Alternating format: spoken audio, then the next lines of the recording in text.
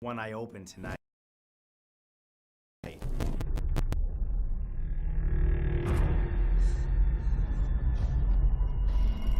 Most people look at urban legends as fiction, scary tales you tell your friends late at night in order to spook them. But what if I told you that some urban legends were more than works of fiction?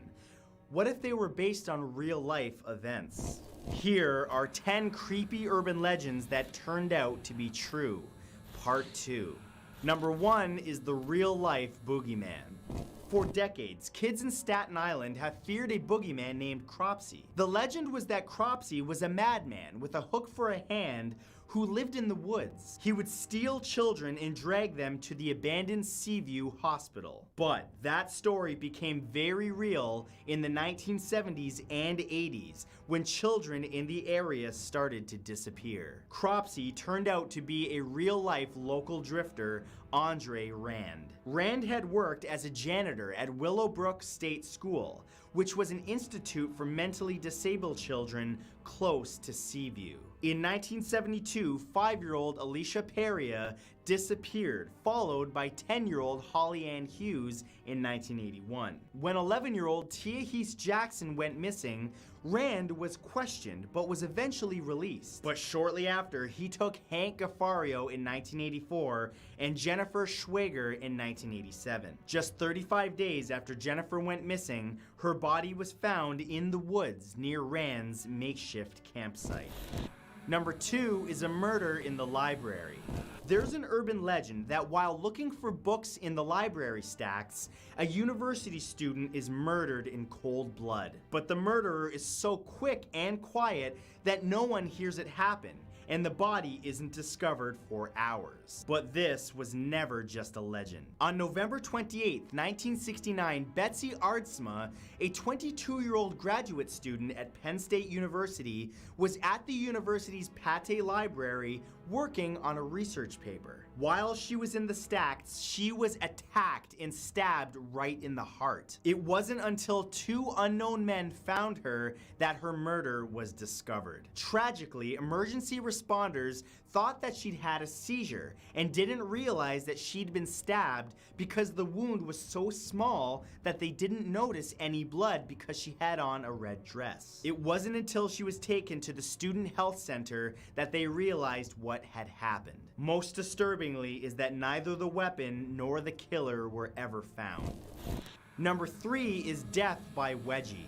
There's an urban legend that says that if you give someone a bad enough wedgie, it can kill them, and that's exactly what happened in December of 2013 in McLeod, Oklahoma. 34-year-old Brad Davis was drinking with his stepfather, 58-year-old Denver St. Clair. The men got into an argument and things became heated. Brad had a lot of pent-up anger from the way that he claims that Denver bullied him growing up. That's when the fight turned physical, and Brad's inner 12-year-old came out when he gave Denver an atomic wedgie. But rather than just your standard forceful underwear pull from behind, Brad pulled the back of Denver's underwear right over his head. At this point, the elastic band got caught under his chin and choked him to death. What's worse is that Brad did not try to save him and ended up getting charged with first-degree manslaughter. As it turns out, not every prank is harmless, especially if there are hard feelings involved.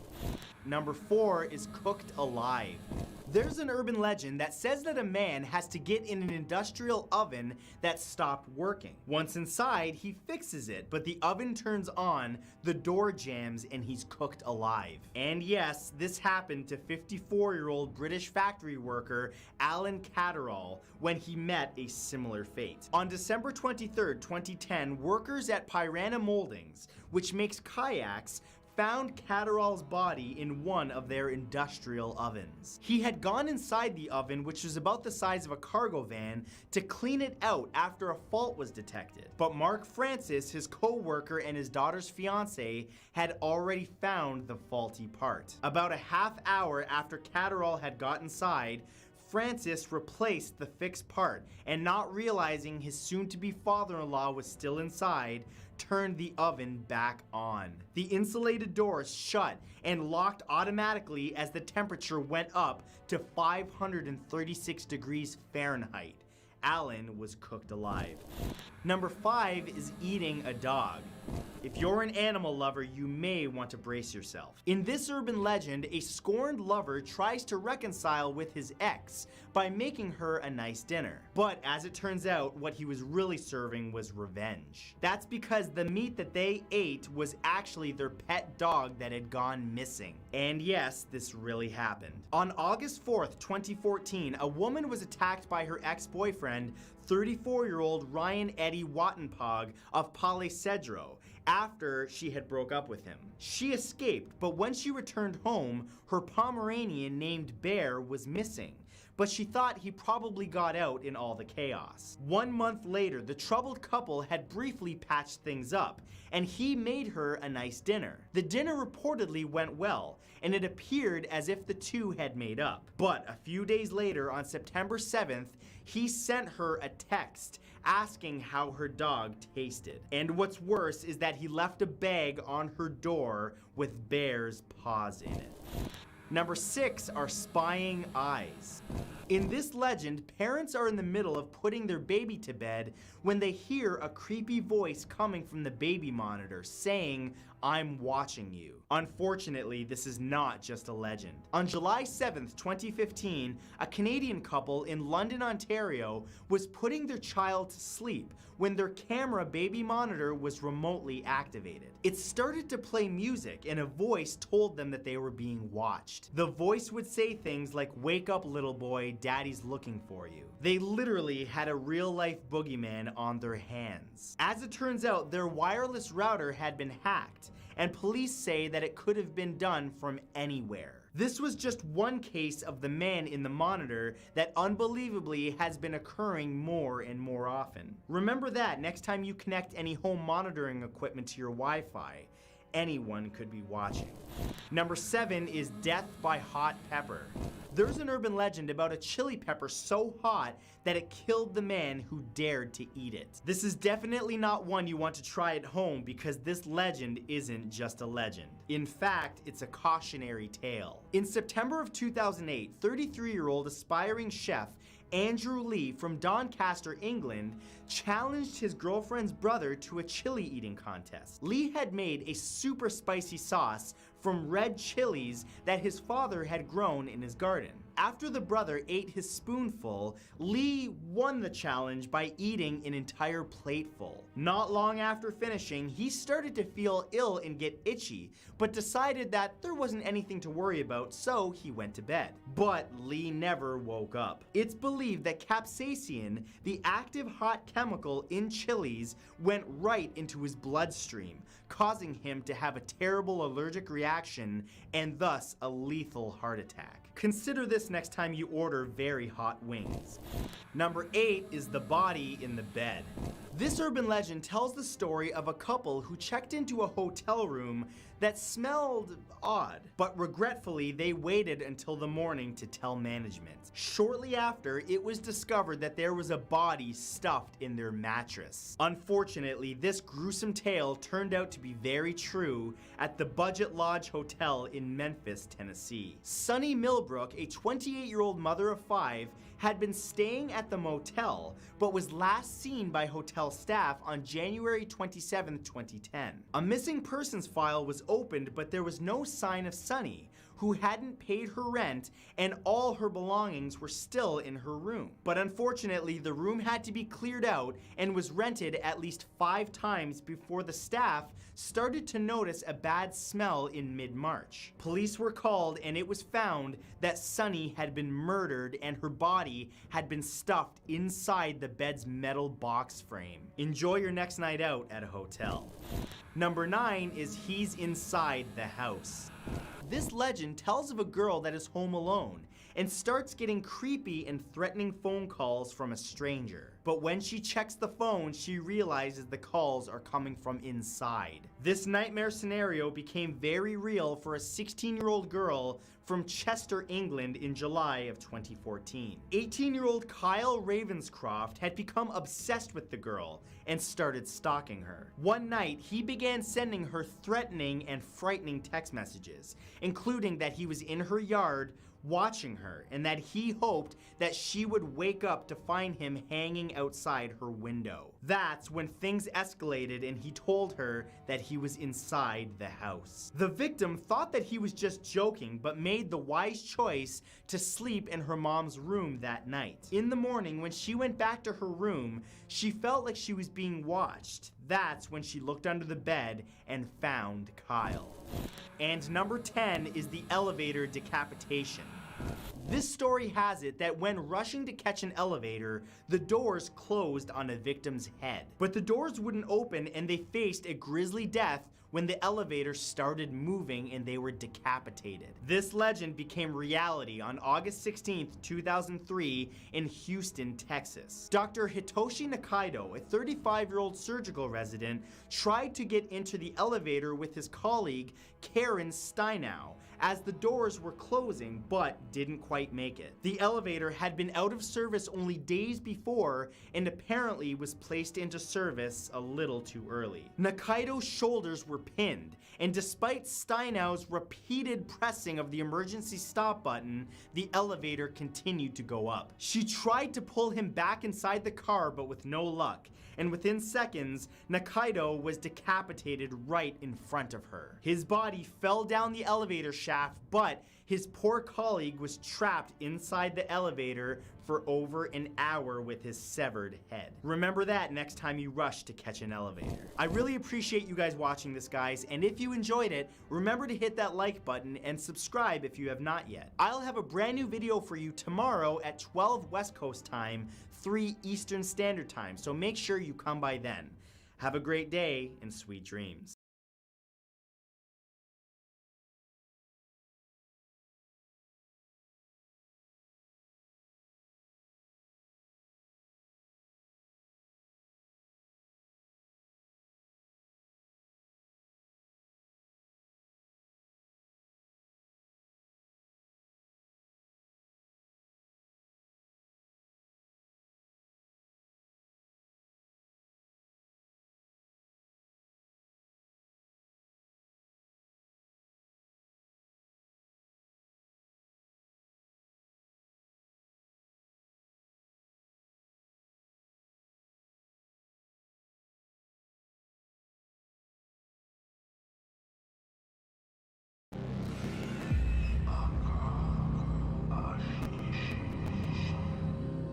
Have you ever felt the hairs on the back of your neck stand on end, or felt the sensation of cold out of nowhere, or had unexplainable nightmares? What about suddenly being able to speak in tongues, or waking up to find that you've murdered people and don't remember doing it? The following real-life stories were documented to have happened to real-life people just like you and I. In each of these cases, every person was found to have been involved in horrifying demonic events, all of which unwillingly and none of which were explainable. So prepare yourself to dive into the tales of pure evil, because here are 10 terrifying cases of demonic possession. Number 1 is the possession of Roland Doe. Roland Doe was a 14-year-old boy from the state of Maryland. He was a seemingly normal child born into a German Lutheran family. His aunt, who is a spiritualist, introduced Roland to a Ouija board, and that is when everything changed. In January of 1949, Roland attempted to contact his dead aunt with the Ouija board. Shortly after that, however, strange noises began emanating from the family's home. Crosses and other religious items broke or flew from the walls, and cuts and scratches began appearing on Roland's body. Roland suddenly gained the ability to start speaking in tongues and, upon being admitted to the hospital, levitated from his bed. A Catholic priest, upon speaking with the boy, discovered multiple spirits were possessing him and proceeded to perform over 30 exorcisms. After suffering multiple injuries to himself, including a broken nose, the priest succeeded in freeing the boy. It was this story and exorcism that inspired the original 1971 novel, The Exorcist, that was turned into the blockbuster movie.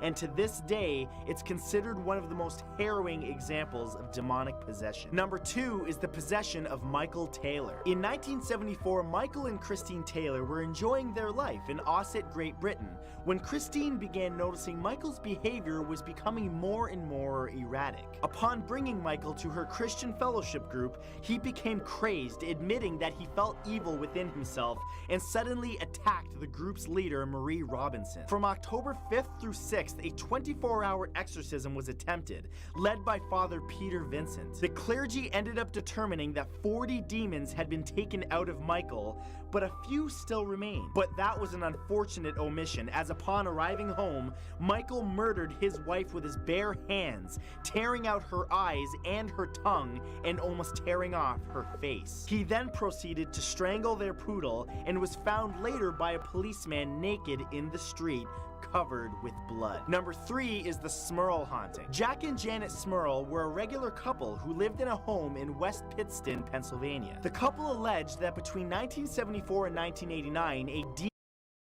demon inhabited their home that caused loud noises and bad odors, and even threw their dog against the wall while shaking mattresses, and pushed one of their daughters down a flight of stairs, and even physically and sexually assaulted Jack on several occasions. The Smurls' claims gained wide press attention and were investigated by demonologists Ed and Lorraine Warren, who concluded that a very powerful force resided there. In 1987, after years of intense prayers and blessings, the Smurls claim that everything eventually went back to normal. Their story was made into a 2-hour made-for-TV movie entitled The Haunted by 20th Century Fox. Number 4 is the possession of Anneliese Michel. Anneliese Michel was a German woman born to a Catholic family. Raised among 3 sisters, she was deeply religious and went to Mass twice a week. She had a mental illness coupled with epilepsy, and on one day began hallucinating while praying. She claimed she began seeing devil faces regularly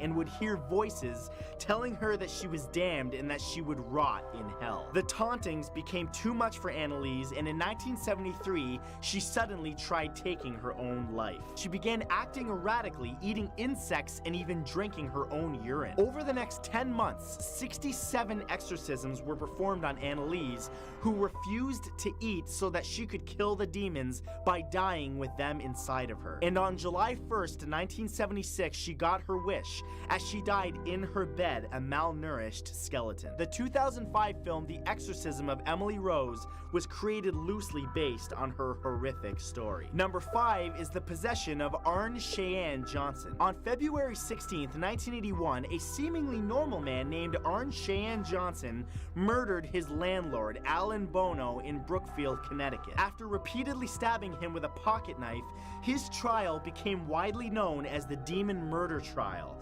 as he claimed that he was forced to commit the crime by a demon that overtook his body after fleeing the body of an 11-year-old boy. In a historic event, this became the first time in the history of the United States that someone tried using demonic possession as a defense. Ultimately, the judge threw it out, saying that the court would not recognize demonic possession as real. He was sentenced to up to 20 years in prison. However, he was released after only 5 and is now free to roam the streets. Number 6 is the Perron family. In 1970, Roger and Carolyn Perron, along with their 5 daughters, moved into what they thought would be the perfect home in Burrillville, Rhode Island. However, moving in proved otherwise. Almost immediately, within only a few days, bizarre occurrences began happening. Strange noises began emanating from the walls, and terrible smells like rotting flesh permeated the home. However, it got much worse. Carolyn Perron was possessed by a spirit, causing her to speak in voices, and finally to be thrown over 6 meters into the other room. Multiple exorcisms and spiritual cleansings were performed. However, it's claimed that they are still haunted to this very day. Their horrific story is widely known and became the subject of the 2013 film The Conjuring. Number 7 is the possession of Anna Eklund. The case of Anna Eklund became known as America's most famous case of possession. In 1912, at the young age of only 14, Iowa resident Anna Eklund had already begun to have severe symptoms of possession, including an intense aversion to anything holy or sacred, including blessed objects or images. She physically could not even enter a church because of some unseen force, and she had an almost obsessive interest in deprived and disturbing sexual acts. The church determined that she was possessed by multiple diabolic entities. However, oddly, some of them were at one time human, namely namely her father and aunt. Although Anna was a devout Catholic, her father and aunt practiced witchcraft, choosing Anna as their vessel after dying. A successful exorcism was performed, but she was quickly repossessed and would routinely speak languages that she had never spoken before, levitating and even climbing the walls like a spider. Then finally, after 23 days of exorcism rituals in 1928, Annala seemingly became herself again. Number 8 is the possession of Elizabeth Knapp. Elizabeth Knapp was the daughter of a farmer and the servant of the House of Willard in 1671. At the age of just 16, she began experiencing pains in her body. Shortly after that, she began displaying strange behaviors and claiming that she was visited by the devil one night and that she had made a pact with him, selling her soul for money and youth. Her appearance began to change rapidly, and she would speak in strange voices and would regularly scream out, "Money, money, sin, misery, misery." Even her body would become so contorted that it took several people to try to hold her down. Unbelievably, no other documentation was found on this event, and what happened to Elizabeth is unknown. Number 9 is the possession of Julia. In 2008, Dr. Richard E. Gallagher, a psychiatrist and associate professor of clinical psychiatry at New York Medical College, revealed a case of demonic possession of a patient known only as Julia. Multiple tests were done, and it was determined that Julia exhibited no signs of any mental disorders, and that her strange behavior was likely something more. After personally witnessing levitations, clairvoyance, and items moving around their own room, Dr. Gallagher concluded that Julia was indeed possessed by multiple demons. A number of exorcisms were performed, however, Julia continues to display signs of possessions to this day, telling the psychiatrists that they will be sorry for their actions. And number 10 is the possession of Clara Germana Salih. In 1906, a 16-year-old South African student named Clara Germana Salih was said to be possessed by a demon, making a pact with Satan himself. Religious authorities claimed that Clara demonstrated clairvoyance by revealing the most intimate secrets and transgressions of people with whom she had never had contact. She could not bear the presence of blessed objects and seemed imbued with extraordinary strength and ferocity, hurling nuns about the Covenant rooms and beating them up. She could even speak and understand multiple languages that she couldn't before, and began making inhuman animal sounds. 2 separate priests performed an exorcism on Clara, where over 170 people witnessed her levitate while the exorcism was being performed. Ultimately, the priests were successful in driving out the evil inside of her, but what those witnesses saw that day would never be unseen. So those were 10 terrifying real-life possessions. I just want to remind you that my limited edition fact t-shirt is only available until December 5th, so press or click the t-shirt on screen now and pick one up for the holidays. If you enjoyed this, I would appreciate it if you left a like on it, and on the right,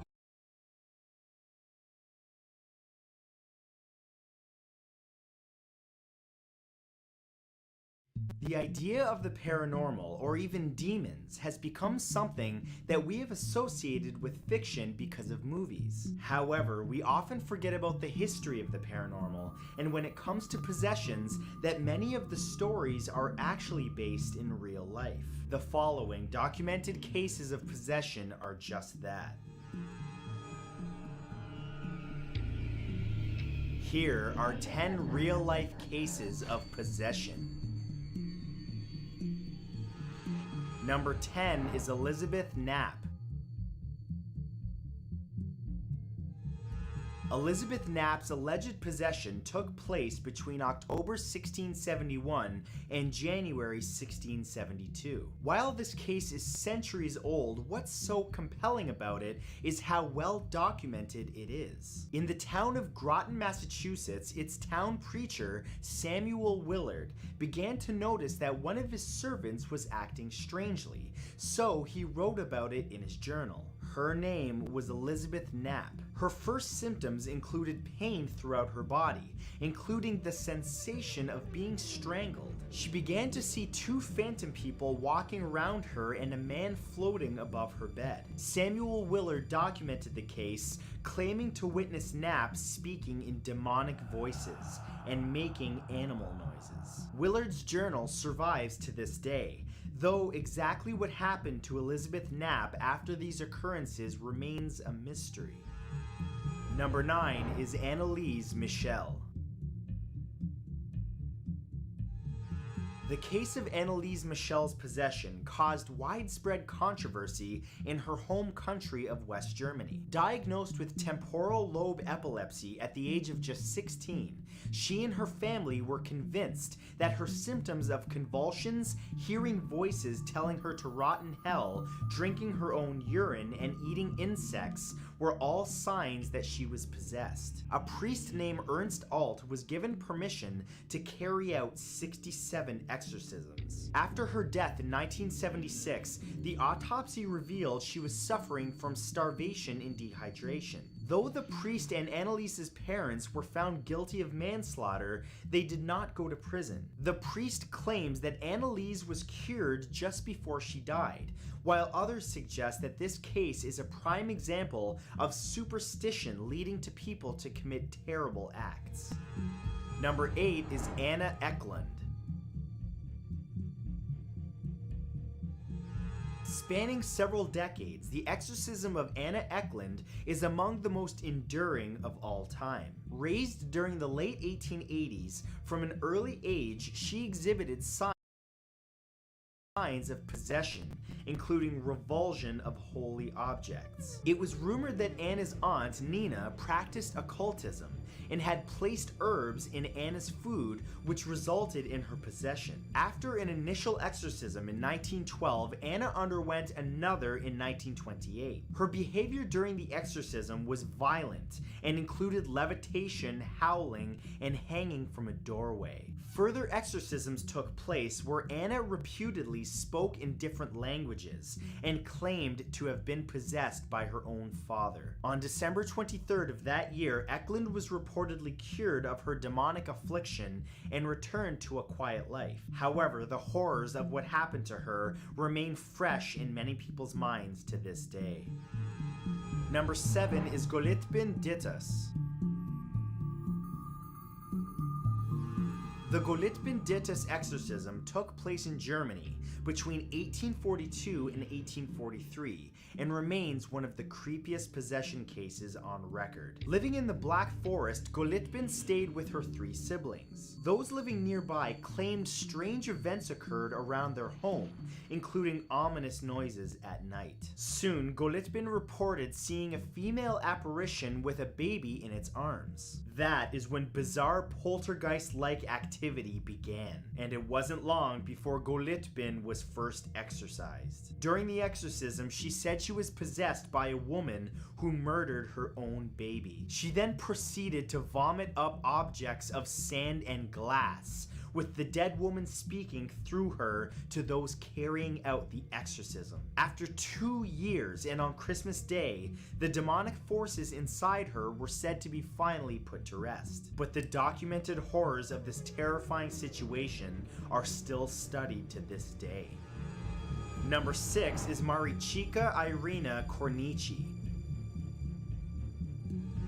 The exorcism of Marichka Irina Cornici resulted in 5 members of the Roman Orthodox Church being convicted of murder. Led by a priest called Father Corigianu, the exorcism ended in tragedy when the 23-year-old died. Those involved claimed that she was genuinely possessed, citing the spontaneous nature of her symptoms and that her brother had seen a ghostly apparition move inside of her. Marichka had reportedly asked to be tied up to stop herself from committing suicide or murder. When the exorcism finished, she was supposedly cured, but soon she fell ill and died inside an ambulance. Those involved were sentenced to 14 years in prison, but it was later discovered that Marichka's death was due to an overdose of adrenaline given to her by paramedics. Number 5 are the Ursuline nuns. While most possessions involve an individual, the case of the Ursuline nuns in 1611 is a well-documented instance of mass possession. It began with a 17-year-old French nun called Madeleine. Rumors persisted that she had had an affair with the priest at a former convent. When she was moved to another convent in order to stop the scandal, she began to exhibit possessed behavior. This included convulsions in destroying religious objects. Within the isolated convent, 3 other nuns exhibited the same behavior, and by the end of that year, 8 of the nuns at the convent were declared possessed. During several of the exorcisms, Madeleine revealed that her lover, Father Gaufridi, had made a pact with the devil. The priest was executed by being burned at the stake. And the moment that happened, Madeleine's possessed behavior suddenly stopped. Number 4 is Clara Germana Salé. Clara Germana Salé was a South African girl who became involved in a notorious possession case. She claimed that at the age of 16, she made a pact with the devil, and this was the reason for her possession. The religious staff of the mission where she lived documented the case and claimed that she could speak languages that she had not previously known. Allegedly, she suddenly understood Polish, German, French, as well as other languages. While being unable to tolerate holy objects and showing the extraordinary strength often associated with possession cases, it was Clara's ability to psychically reveal individuals' deepest and darkest secrets which caused the greatest stir. When an exorcism was finally performed, it took 2 full days, during which she attempted to strangle the exorcist. It was said that at the end of the ordeal, she was finally cured, although nobody really knows for sure.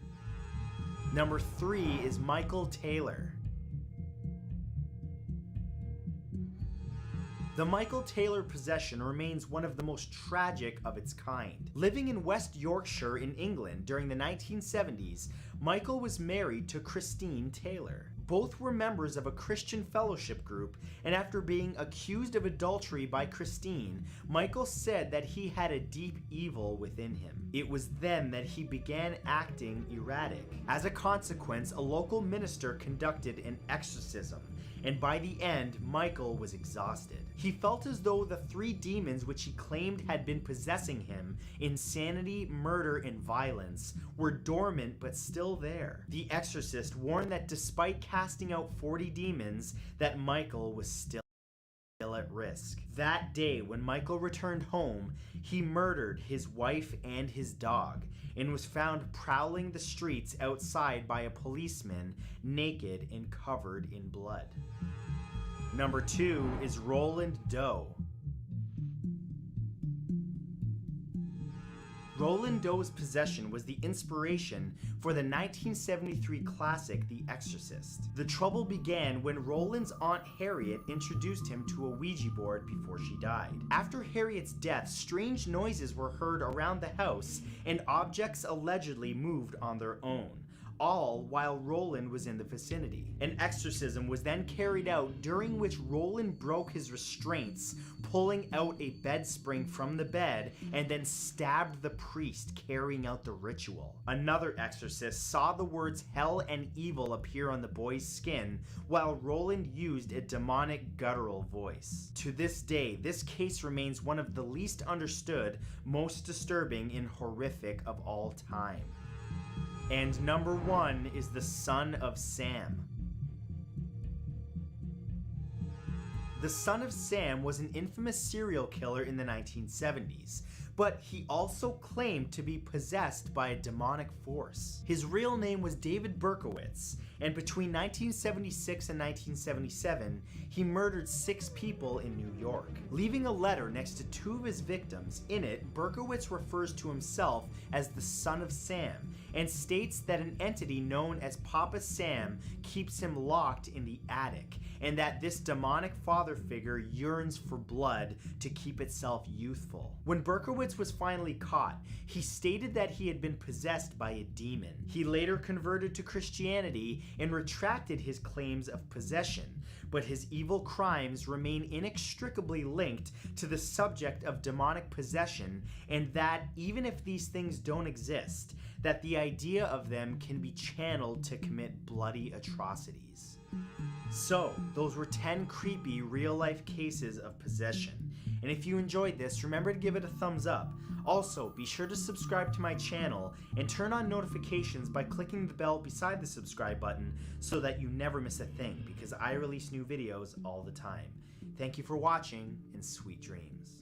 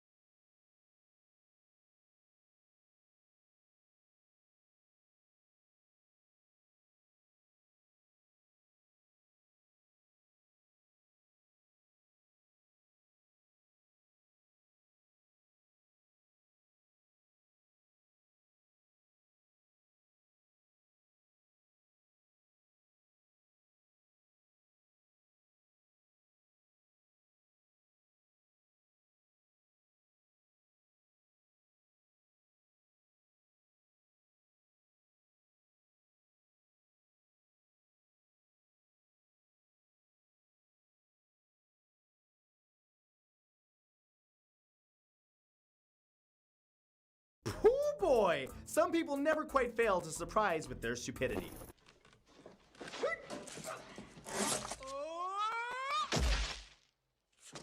There have been a lot of stupid people in history that tried to pull off crimes seemingly without a brain. Some people that either just had no game plan or tried robbing the wrong person. So today we're going to be looking at history's finest examples of moronic criminals who tried to commit a felony but failed spectacularly. So let's get right into it. These are the 10 dumbest criminals in the world.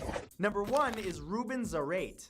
On March 24th, 2008, 18-year-old Ruben Zarate walked into Velasquez Mufflers for Less in Chicago, Illinois at about 8 o'clock in the morning, wearing a mask and waving around a revolver while he was demanding money. The employees working there at the time explained that they had very little money and that they couldn't open the safe due to the fact that nobody knew the combination outside of the owner of the shop. Now, seeing as how the owner wasn't going to be there until much later that day, it seemed unfortunately that he was out of luck. However, determined to get his quick payday, the young man wrote down 2 phone numbers that he could be reached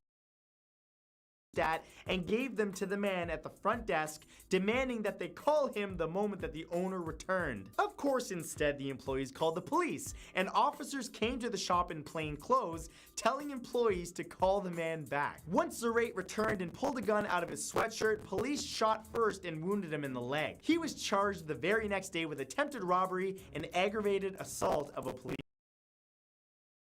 officer. Oh man, the safe is locked. Okay, well here's my number, my social insurance number, and my address. Call me later. Okay. Number 2 is Derek Mosley.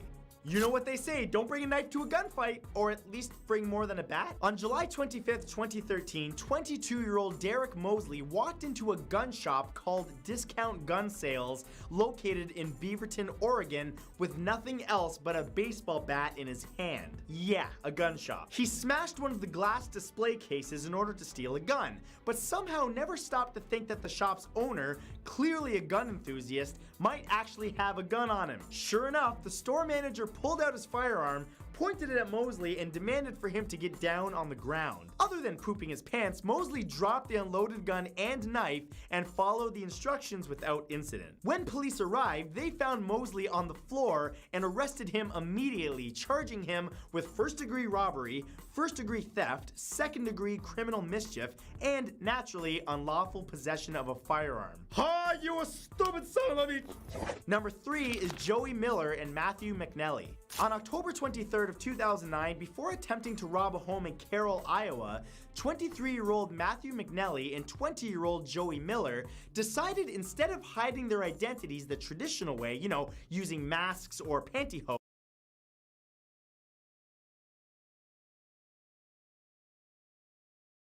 they would use permanent black marker. So they got a couple of Sharpies and scribbled all over their faces to disguise themselves. Oh man, brilliant. Nobody should have been able to recognize them, right? Well, the thing is, the problem with permanent marker is, you know, permanent. After a call came in about the attempted burglary and suspects escaping in a vehicle, police managed to stop a car fitting the description, and they were absolutely shocked by what they saw. There were Miller and McNelly, still with marker on their faces. Appropriately nicknamed Dumb and Dumber, the two were charged with attempted burglary, and since the two were allegedly intoxicated at the time, McNelly was also charged with driving under the influence. Number 4 is Christian Bala. After his body was found in a stream in Wrocław, Poland in 2000, local small business owner Dariusz Janicki's murder went unsolved. That was until 2003 when police came across Amok, a book written by Polish author Christian Bala. In the book, the character was murdered in the same way that the man was, described using information that only the true killer would be aware of, as investigators never released it to the media. After further investigation, police found numerous other similarities between Bala and the book's main antagonist, Chris. As it turns out, Bala was the murderer and the book was a chronicling of what he did. He was arrested in 2007 and was sentenced to 25 years in prison for the planning and committing of the murder of Dariusz Janicki. But interestingly, his book sales ended up exploding because of his conviction. Yeah, I guess that's one way to sell a book. Number 5 is Darren Kimpton. If you've got over 36 convictions for breaking and entering and burglary, odds are pretty good that you're probably terrible at it. Specifically the getting away part. Someone should have told 49-year-old Darren Kimpton that a long time ago before he decided to break into the same house twice in one night. While trying to break into a Northampton, England home on December 22nd, 2012, Kimpton cut himself, leaving some blood on the door lock. Wanting nothing more than to steal items to sell in order to buy Christmas presents for his parents, he went to try breaking into the same house again. What he failed to notice, however, was that police were already on the property, as the homeowner had already obviously called the police. After putting his hand through the already broken window and trying to let himself in, the police watched him enter. Look at this stupid fool. You got this on camera? Yeah, I got the Billy Bat. We taking this fool down. Following a brief struggle, Kimpton was caught, and tests later confirmed that the blood on the house's lock was indeed his. Well, I really hope Darren's parents enjoy their soap and cigarette Christmas gift. Number 6 is Quentin J. Thomas. On December 27th, 2005, 20-year-old Stephen Kelly of Maryland was shot in the back of the head and killed during a robbery gone wrong. Shortly after, 22-year-old Quentin J. Thomas was arrested and charged with the murder. While awaiting his trial, Thomas sent out some letters to his friends on the outside. Now, what you need to understand is that at the Montgomery County Jail, only incoming mail was checked, mostly for contraband. Outgoing mail was not. Knowing this, Thomas was confident that by writing down instructions to stop certain people from testifying would be received without anybody intercepting it. Man, Quentin, you're a super genius. You brilliant. You know, except for the fact that when you put incriminating orders in writing and then misspell the address on the envelope, oh, that's not good. The letter arrived back to the prison marked return to sender. And of course, as incoming mail to the prison, it was opened by guards and Thomas was busted. It was added to the prosecutor's evidence and Thomas was later sentenced to life without parole. Number 7 is Frank Singleton.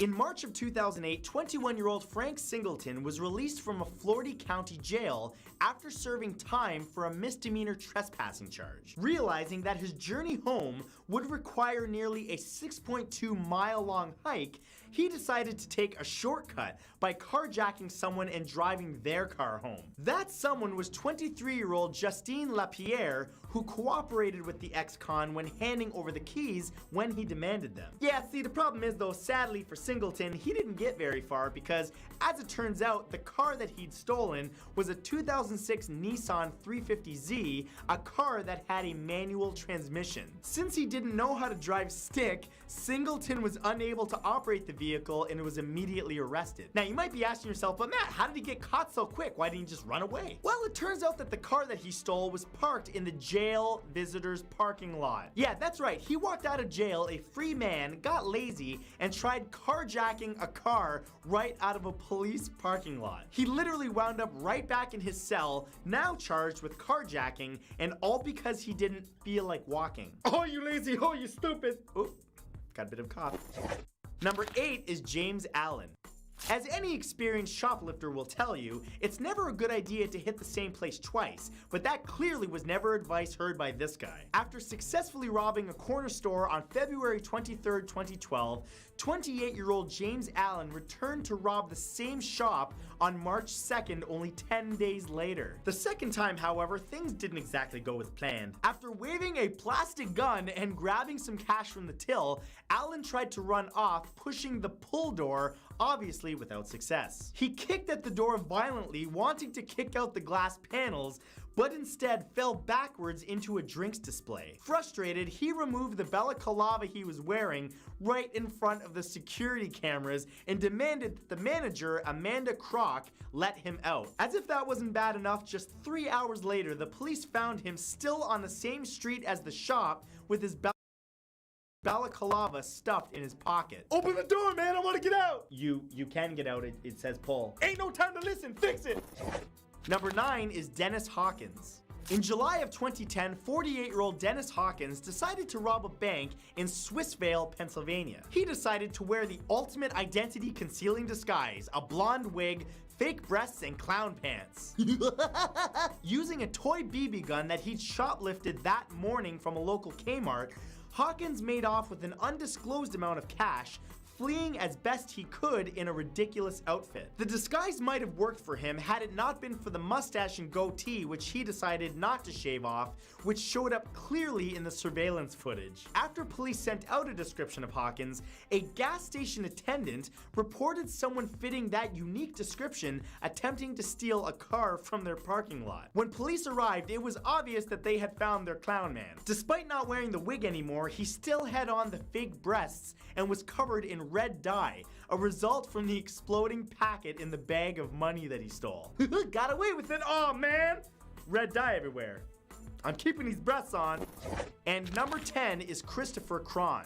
Okay, there's incompetence and then there's asking to be arrested, and this guy was definitely the latter. In August of 2008, ADT, a security company, received an alarm notification from a restaurant called Junk Canoe Bar in Fort Myers Beach, Florida. Following protocol, the agent called the business in the event that the alarm was accidental. But to her surprise, 47-year-old Christopher Cron answered the phone. Cron had just broken into the restaurant and didn't seem to mind that the phone call had interrupted his robbery, even giving the representative his actual full name. Hi, how are you? Yes, I'm lonely. Yes, I broke into a store. My name's Christopher Cron. and I'm going to jail. Okay. When he couldn't give the correct password, the agent notified the police, but Kron escaped with 2 bottles of alcohol. Oh, big score. Incredibly, the next morning, he went back to that restaurant that he had robbed to have a drink and was immediately recognized by an employee who had seen the surveillance video. The police arrived. Kron was immediately arrested. What an idiot. So those were the 10 dumbest criminals in the world, possibly in history. But as always, I want to know from you, have you heard of a story of a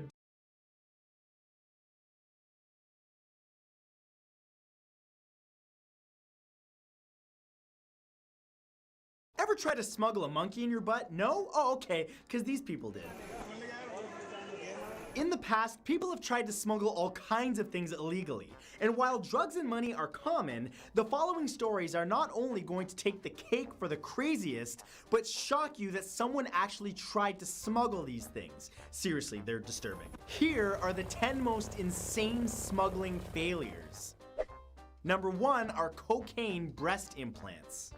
For many women, getting breast implants is both a big decision and very expensive. However, for one particular woman traveling from Colombia to Spain, hers were even more so. Of course, they weren't your average silicone implants. No, instead, these particular ones were filled with a different kind of cushion, cocaine. In 2012, upon returning from a trip to Bogota, this anonymous woman was asked questions by security, specifically about the reasons for her trip. Due to her answers being rather suspicious, she was handed over to the police for further questioning and physical examination. That's when they noticed fresh scars and bloody gauze under her breasts. At that point, it was off to the hospital where they found 3 pounds of cocaine, keeping her B's looking like D's. Now, as insane as this smuggling scheme might sound, it has actually happened many times. Young women, the majority of whom are traveling from the world's cocaine capital, Colombia, have been caught with large cocaine implants at airports in Spain, Germany, and of course, Colombia.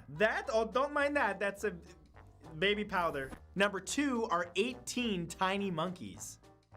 Okay, this one's just bananas. In 2010, at Mexico City's International Airport, 38-year-old Roberto Cabrera was stopped when security noticed that not only was he acting strangely, but there were odd bulges under his clothes. Once he was pulled aside and searched, security found 18 titty monkeys wrapped in socks in a girdle around the man's waist. Unfortunately, once removed from the girdle, 2 of the poor monkeys were found dead. Cabrera, who had brought the monkeys over from Lima, said that the monkeys had started out in his luggage, but then were placed in a girdle before he went through customs to avoid them going through x-ray machines. The endangered titty monkeys were purchased in Lima for $540 and would sell for a total of $18,000, minus the 2 that didn't make it. This idiot smuggled frail animals, putting them through life-threatening conditions, gambled his freedom away with super obvious illegal items, and did it all for a few $1,000. Monkey business is bad business, pal. Number 3 is a human head. Okay, bringing souvenirs back from a vacation is one thing. Bringing an item illegally across a border to practice voodoo magic is another one entirely. In 2006, Marilyn Sevier, a 30-year-old woman traveling from Haiti back to Miami, was caught with a human skull in her suitcase. What raises the creepiness factor in this story is the fact that the skull still had hair on it, as well as a little bit of skin. Seriously? In case you didn't know, it's obviously a little bit against the law to bring human remains into a country without a death certificate or, you know, a good reason. But of course, she didn't seem to care. She just wanted to perform some magic and keep evil spirits away. That's not too much to ask. As a result, Marilyn was sentenced to 2 months probation and was ordered to pay a $1,000 fine. The head's origin is still unknown, and as for where Marilyn's head was when she decided to purchase and transport the insanely creepy skull is too unknown. Number 4 is a woman in the dashboard. Imagine reaching for something in your glove compartment of your car and a hand passing you the necessary documents back. Kinda sounds like something out of a horror movie, or a really messed up version of Knight Rider. Well, not in this case. In 2001, at the US-Mexico border, a man was stopped and asked for proper documentation before he could fully enter the country. When the man reached into the glove compartment for his paperwork, a human hand reached back and gave it to him. Of course, the trained eyes of the guards watching over him noticed immediately and investigated, finding an adult woman stashed away inside the car's dashboard. Usually smuggled people opt to hide in the trunk of a car during border crossings, but this person, who had clearly done this before, was crafty and actually built a custom hiding space in the car. And he would have gotten away with it too if his passenger wasn't so gosh darn helpful. Oh, you need a piece of paper? Here you go. Number 5 are steroids. Some people will do whatever it takes to bring substances across borders and into countries that consider them illegal. One such substance is steroids. In 2008 in Australia, customs caught sight of 150 bottles of suspicious oils from Thailand that didn't include a permit from Australia's Therapeutic Goods Administration. But upon closer inspection, what was labeled as gay lube oil was found to contain decadurabolin and testosterone, also known as liquid steroids. Once they were discovered and confiscated, customs officials began looking into what appeared to be a drug smuggling network operated by Australian biker gangs. The gangs also attempted to smuggle illegal steroids in other items, including green tea packets, facial creams, and other sex-based products. In this case, I'm guessing the fact that the oils were strictly marked homosexual may have probably given something away. I don't think lube has a sexual preference. Number 6 are live hummingbirds. When caught breaking the law once, you figure a person probably wouldn't attempt a repeat offense. Well, this wasn't the case in 2011, at least not for one anonymous Dutchman who was traveling into France with a little extra something in his pants. When airport security noticed that the man was acting a little strange, they pulled him aside and searched him. They quickly discovered something alarming between his legs. More than a dozen live hummingbirds were wrapped in fabric, tucked into little pockets in a pouch, and sewn into the front of the pants he was wearing. You know, in retrospect, this could have been one of those cases where answering honestly about his suspicious behavior might have actually made the authorities laugh it off and leave him without even searching him. They're hummingbirds. You get on, go through, you're stupid. Telling anyone that you have a dozen hummingbirds in your pants is bound to get a reaction of disbelief. I mean, I couldn't even begin to imagine how it would feel to have that many peckers down there. Thank you. Tip your waiter. Okay. Number 7 are cell phones and accessories. How perfect would it be if a cat could be trained to go from one place to another carrying a message? Well, at the Romero Nobrega high security prison in Brazil, prison guards caught a cat making its way towards the prison walls wearing what appeared to be a thick coat. Once the feline was caught and the coat was removed, guards found 4 cell phones, 4 chargers, and 7 SIM cards. Clearly someone was trying to help out a few of the prisoners and enlisted the help of one of nature's stealthiest felines. After doing a thorough search of the prison, security wasn't able to find out which prisoner was to receive the goods, and the cat was released unharmed. Cats can exhibit some pretty suspicious behavior, but when you see a cat wearing a shady looking coat, that's when you know trouble's brewing. Also, be on the lookout for cats in dark alleyways that smoke cigarettes and play with switchblades. You stay away. And cat burglars. Cat burglar. Number 8 is a woman in a suitcase. A lot of people have made the joke about going on a vacation with someone just by being stuffed in their suitcase, but no one would actually ever do that, right? Well, although not for vacation purposes, a 48-year-old Thai woman named Porn Kamal, great name, was stuffed in a suitcase in 2013. The smuggler, a 56-year-old man from Phoenix, tried to drive into Arizona from Mexico and was stopped at the border on December 30th. His vehicle and luggage were both searched, which is when guards found the woman trying to hide under a pile of clothing. Both the driver and the smuggled suitcase dweller were brought into custody. But not only that, just 10 days prior to her discovery in the luggage, Porn Kamal was denied admission and deported from Los Angeles. In her desperate attempt to gain entry into the United States, she decided to use her best hide-and-seek game tactics by hiding under clothes. You can't find me, I'll never be found. Number 9 are immigrants inside Rolls Royces. Okay, I understand the idea of rolling into a location in style, but I think this one might be crossing the line just a little bit. In 2011, a police-trained sniffer dog found 9 illegal male immigrants that had stowed away in empty shells of Rolls-Royces in France. The car bodies were en route to the Rolls-Royce factory in Goodwood, West Sussex, where they, and hopefully not the immigrants, would be turned into fully fledged cars. As it turns out, the immigrants were from Africa and were probably hoping for a better life. Unfortunately for them, had the sniffer dog not found them, officers at the border probably would have found them instead, either by doing physical searches or by using a heartbeat detector. Luckily, there was no damage done to the shells of the cars, but the men's egos were severely damaged when their immigration bragging rights had been taken away. You know, because claiming to have cruised into a country illegally while in a $250,000 car would have been a good story. And number 10 is a live tiger cub. Do you think you'd be able to tell the difference between a stuffed animal in a suitcase and a real one? Well, luckily, if you can't for some reason, the X-ray machines at the airport can. In fact, in 2010, they were able to find a small 2-month-old tiger cub in a suitcase, sedated and sleeping next to a stuffed one. A 31-year-old Thai woman named Piawan had attempted to take the cub with her on a flight airport to Iran. However, after being found out, she used the age-old excuse of claiming that the bag wasn't hers and she was carrying it for someone else. Just for fun, she also added that she wasn't aware that the cub was inside. The cub, which would have sold for $3,200 on the black market, was later brought to the Conservation Department's rescue center. I'll admit that having a tiger as a pet seems pretty cool for some, but I wouldn't suggest it. That little cat's gonna turn into a big cat, and that big cat's gonna have a big appetite.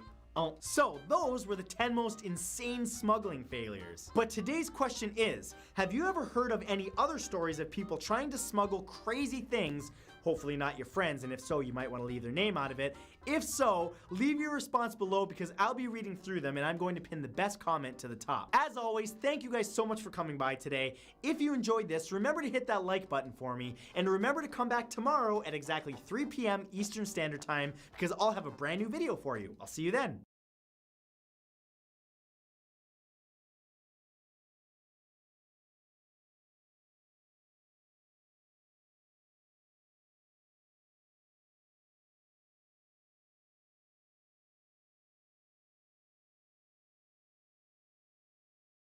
Have you ever ordered food and been disappointed because it wasn't exactly what you expected? Well, trust me, it could have been worse. If you like to eat out at restaurants or fast food joints, you may have experienced a situation or two where what you ordered wasn't exactly what was delivered. Oh man, that sucks, huh? But at least you didn't almost eat bullets, a razor blade, or a mouse. Today I've gathered the absolute craziest cases of people who have reported finding little bonuses in their order, and if you forgot the value of a home-cooked meal, you'll remember after this. So let's get right into it. Here are 10 disgusting things found in fast food. Number 1 is a tongue-eating parasite in tuna. Oh, look at that cute little guy. It looks like a baby Pokemon. It's a flesh-eating parasite? Oh. In mid-January of 2015, 28-year-old Zoe Louise Butler of Nottingham, England, purchased a can of Princess brand tuna chunks at her local grocery store. Upon prying open the lid, she noticed a pair of little black eyes looking back at her. Snapping a photo of it, she shared it on Twitter asking for opinions as to what the tiny little creature might be. After much speculation over Eric, which was the name she gave the translucent little creature, and using the hashtag Tunagate, the Natural History Museum suggested that it's probably the head of a Cymotha exigua, also known as a tongue-eating louse. In case you didn't know, the tongue-eating louse is a parasite that lives and feeds on the tongues of certain fish by entering through their gills. After a long Twitter war of speculation ranging from a tadpole to a turtle, Eric's species was identified through a series of lab tests on February 6, 2015. Unbelievably, Butler did not seek any compensation from the tuna company for the incident, but I'm guessing she's probably going to avoid tuna for a while. Number 2 is finger in a sandwich. Okay class, rule number 1 for working at a fast food joint: if you cut off your finger, just walk out and don't tell anybody. Nothing's gonna happen. In May of 2012, Ryan Hart, a 14-year-old boy from Jackson, Michigan, bit into an Arby's Junior Roast Beef sandwich when he encountered something that was a little tough to chew on. What is this, parsley? Oh god! Claiming that it tasted disgusting and seemed rubbery in texture, the teen spit it out to discover that he had bit on someone else's chopped off finger and it was in his mouth. An investigation into the incident led health officials to conclude that a worker had actually severed her finger while operating a meat slicer and, for some reason, left the area without telling anybody about it. Soon after, another worker, realizing that the order still had to be completed, went to her station and continued preparing the meal. The injured worker was treated in hospital and the Arby's closed for cleaning, before any other unmentioned body parts just pop up. Is it roast beef or an eyeball? Nobody knows. Number 3 is a condom in clam chowder. When you're eating clam chowder, it's best to use protection. During the night of February 26, 2002 in Irvine, California, 48-year-old Layla Sultan was dining with 3 of her friends at a McCormick and Schmick's seafood restaurant. She was enjoying a nice bowl of clam chowder that she had ordered until she bit into something rubbery. She complained to her friends, but they just teased her, saying, "Oh, it's probably just clam." But unable to chew it, she decided to spit it out, only to discover that she was actually trying to consume an unpackaged and seemingly used condom. Yeah, I'm gonna give you a minute to marinate on that one. The seafood restaurant chain initially claimed that this was an obvious hoax, but soon after, she sued them for psychological damages and actually won an undisclosed amount in the settlement. Sadly, the man who obviously loved his soup a little bit too much was never found. I can see the headline now: "Soup molester on the loose." Number 4 is a mouse in a loaf of bread. Nothing like a dead mouse in bread, oh boy! In January of 2009, while making a lunch of cheese sandwiches for his twin sons and daughter, 41-year-old Stephen Force of Kidlington, England, noticed something strange on the side of the bread that he was using. What is that, mold? Kids, lunch is canceled. The loaf of bread that Force had purchased through an online grocer included an entire dead mouse that was embedded in it. Disgusted over the fact that he had already used slices from that particular loaf earlier to feed his kids, Force notified the government of his gross find and environmental health officers collected the samples from his home. But if you thought that was disturbing, the tail of the rodent was missing and made Force even more grossed out because he realized that his family had already previously consumed it. After an investigation, it was determined that the lone mouse had made its way into the baking facilities and got compacted into the side of the bread crust. After admitting negligence and following proper food safety regulations, Premier Foods was forced to pay an equivalent of $21,000 US. That's not even a lot of money. $21,000? The guy and his family ate a rat tail. That man is never going to again be able to go close to Disneyland. A piece of me's in your belly. Number 5 are razor blades in burgers. In 2007, Cracker Barrel mysteriously pulled all hamburgers from hundreds of restaurants very suddenly. Patrons were confused when they showed up unable to order a burger, which was a popular menu item. Well, as it turns out, a woman in South Carolina reported ordering a burger as she had always done, except this time it had a razor blade embedded in it. Yeah, this burger tastes like a lot of blood. After biting into the burger, she actually cut the inside of her mouth with a piece of metal that was embedded in the patty. 313 restaurants out of a total of 557 were all told to remove the burgers from their restaurants for fears that there may be more situations like this. Strangely, the burgers are delivered to them pre-made and frozen from their biggest supplier, Cargill Meats, who investigated the issue. That's not even the disturbing part. What disturbs me is that they only shut down 313 restaurants out of 557. They're like, okay guys, we're gonna roll the dice on this one. These ones probably don't have razor blades. These ones do. Okay, let's sell some burgers. Number 6 is bandage in a pizza. After ordering a large Pizza Hut Supreme Pizza on June 8, 2011, 52-year-old Clifton Park, New Jersey resident Ken Wazurska ate a portion of it and then put the rest in the fridge as leftovers. So the next day, he decided, I want some tasty pizza. So he took it out, took a bite of one of the cold pizzas, only to discover something, a little too chewy in the dough. Turning over that piece, he found a blue adhesive bandage. Not only that, but the bandage came complete with someone else's dried blood in the cotton and had actually been baked into the bottom of the crust of the pizza. But in possibly the strangest twist, once being a distribution manager himself, he actually felt sympathetic for the company, so he tried keeping quiet, complaining directly to Pizza Hut, but that didn't work. After being completely ignored by the company, he preserved the evidence in a sealed bag in the freezer and continued to complain. But after an entire month of being ignored, he decided to finally go public with his experience. This time, Pizza Hut took notice, but instead of reaching out to him, they publicly refuted his claims. Our employees only use red bandages. This man is a fraud. Number 7 are nails in mac and cheese. Bet you didn't know that a simple bowl of mac and cheese could quickly become a yummy nightmare. On August 24th, 2008, while halfway through eating a Tesco Value macaroni and cheese ready meal, 21-year-old bride-to-be Rebecca Shorten came across a troubling sight. There, among the orange cheesy noodles, were 2 nails. Just a little smidgen upset, she immediately stopped eating the meal, snapped a bunch of photos of her find, and set it aside. However, soon after, she became very ill and had to go to the emergency room to be checked out. I think you can guess where this is going. Doctors quickly discovered that there had been a 3rd nail in the dinner, and yes, she had accidentally eaten it. The doctors actually recommended that it would pass on its own, but that night she went home and experienced even worse pains. She was rushed back to the hospital, where she remained under observation and on morphine until the nail, passed. Oh, but Matt, did she get a big payday? No.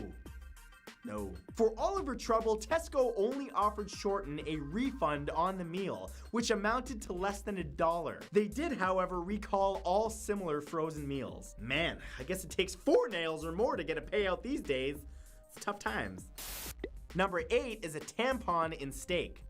On July 10th, 2009, a man named Axel Sands Claus was fine dining at the Bull and Bear restaurant, which is located inside New York's famous Waldorf Astoria Hotel. A tourist from Germany, Sands Claus was chewing away at the expensive steak and spinach that he ordered when he suddenly found himself unable to break down whatever was in his mouth. Spitting it out, he was horrified to learn that he had been chewing on a used tampon. Oh my gross! After trying to sterilize his mouth by gargling brandy and running to the bathroom, Sands Claus had restaurant staff call him an ambulance, fearing that he had been exposed to an illness. At the hospital, doctors did confirm that the item was what he thought it was, and he was tested for hepatitis. As if that wasn't enough, he was then instructed to wait 2 weeks and then get an AIDS test. Meanwhile, the Waldorf Astoria launched an investigation into the Bull and Bear restaurant, but found no evidence that the tampon came from their kitchen and called the matter highly suspicious. Highly suspicious? I call it highly disturbing.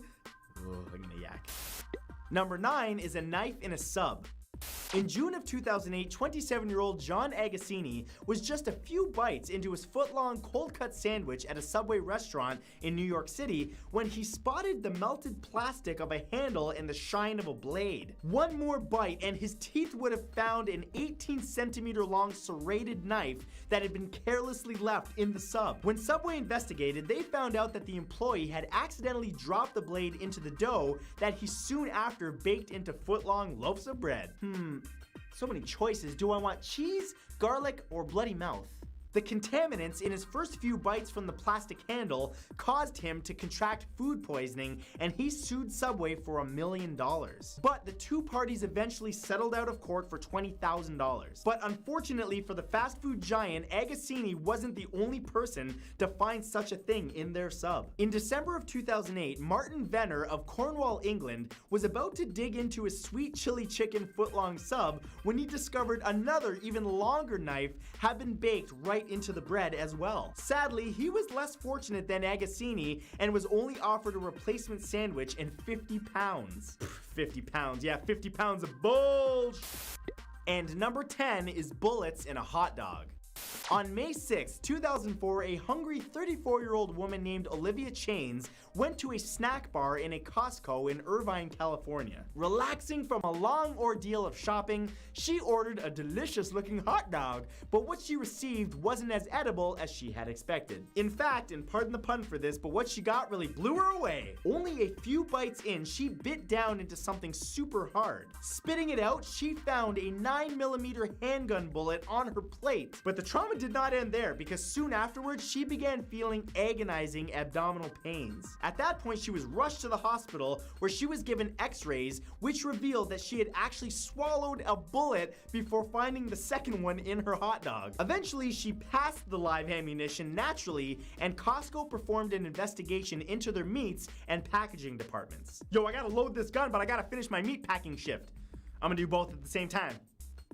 Soon after, the police were involved, but they reported that they had no idea where the bullets even came from. You know, not many people can say that they've had a bullet pass right through them, but in Olivia's case, That's a club that she definitely belongs to. So those were the 10 nastiest things found in fast food. But as always, and I almost regret saying this, I want to know from you guys in the comments, is there anything that you have eaten at a fast food joint or anything that you know someone else has eaten at a fast food place that has just been absolutely disgusting? I want to hear your horrific story below. Thank you guys so much for watching. Remember to subscribe to my channel and turn on notifications by clicking the bell next to the subscribe button so that you can be notified when I upload my next video. On the right, you'll find two.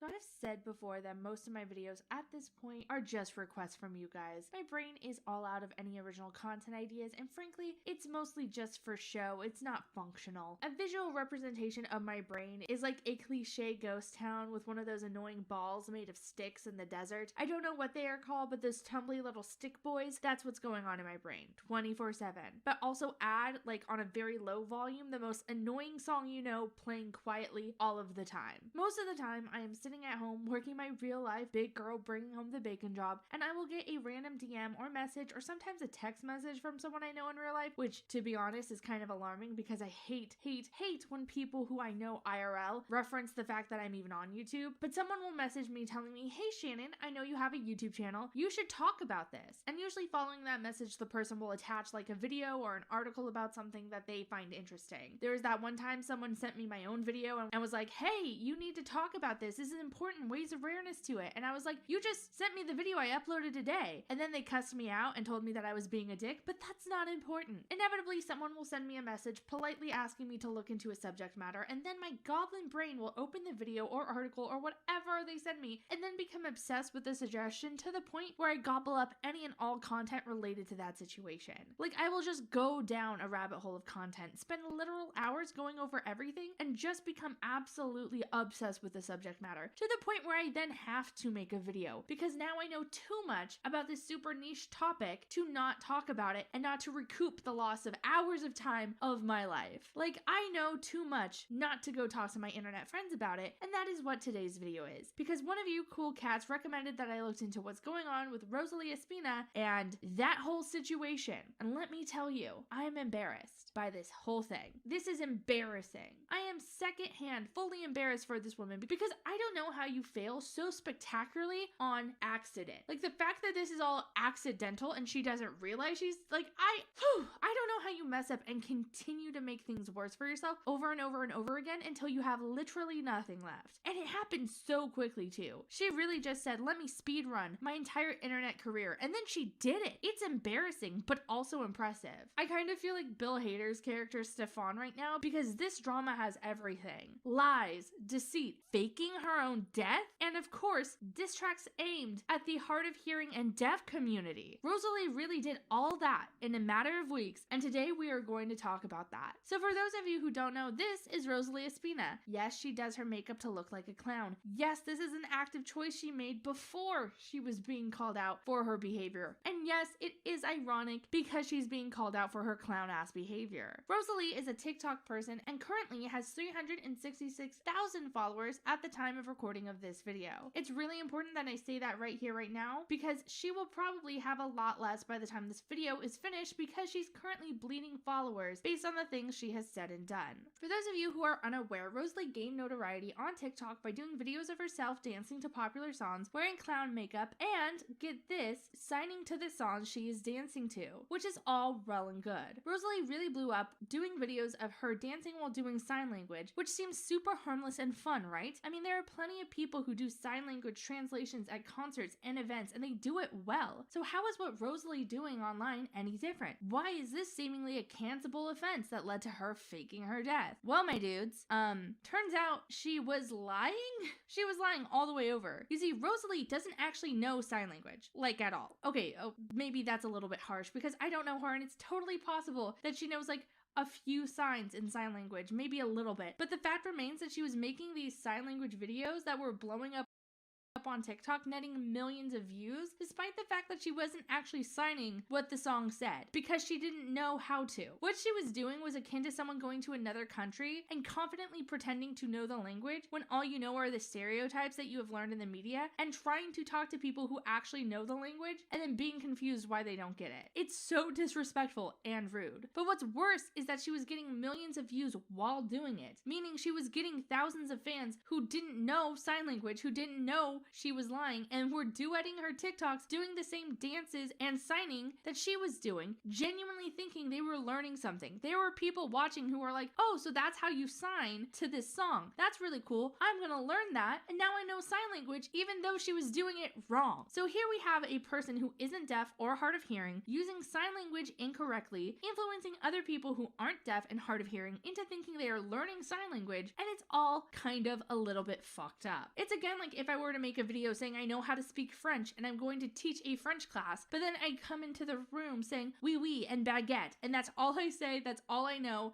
only except it's worse because what she was doing is super ableist and using the disabled community for clout. Because she was misusing sign language, she ended up being seen by a lot of people who are actually deaf and actually hard of hearing, who actually know sign language, who aren't terrible people, and they saw her videos and thought, wow, this girl is super weird. This able-bodied woman thinks she knows how to use sign language and is clearly confident signing songs incorrectly. They thought she probably is just ignorant and doesn't know any better, because no person would purposely do this. No one would come and have this confidence if they knew they were wrong, if they knew they were faking it. And so they took to her comments to try to educate her and inform her that, you're signing incorrectly. People were offering to teach her and to help her do a better job. They were assuming she just didn't know any better, and it was a mistake on her part. They came to her with kindness, and you want to know what she did? You want to know how she responded to them telling her, what you're doing here is wrong, but we're more than happy to help you. Here's how you do it properly. Guess how she responded to them? She blocked them. She was like, nah bitch, I'm signing correctly. You are all fucking idiots. Fuck you. And she blocked each and every person who tried to help her. Also, for those of you who aren't aware, there are different types of sign language. I only learned this now through going through this internet rabbit hole, but English has 3 varieties of sign language, that being ASL, Pidgin Signed English, and Signed Exact English. And when Rosalie was called out for signing incorrectly, she made it a point to say she was using ASL. However, when someone else who knew ASL pointed out that she wasn't in fact using it and she was lying, she then switched and said she was using Pidgin Sign Language, even though she wasn't using that either. She was just lying like a liar. She's not using any type of formally known sign language. Literally, people who use sign language in their daily life know that she's lying. She just likes to do that. Because of her action, hard of hearing creators started making videos properly translating her fake sign language and showing what she was really doing. And those videos started to blow up. These creators who were duetting Rosalie and calling her out were starting to get a lot of attention, and people started to realize what was happening, and they started unfollowing her en masse. Because why would you purposely decide to follow someone being hateful towards people who are hard of hearing?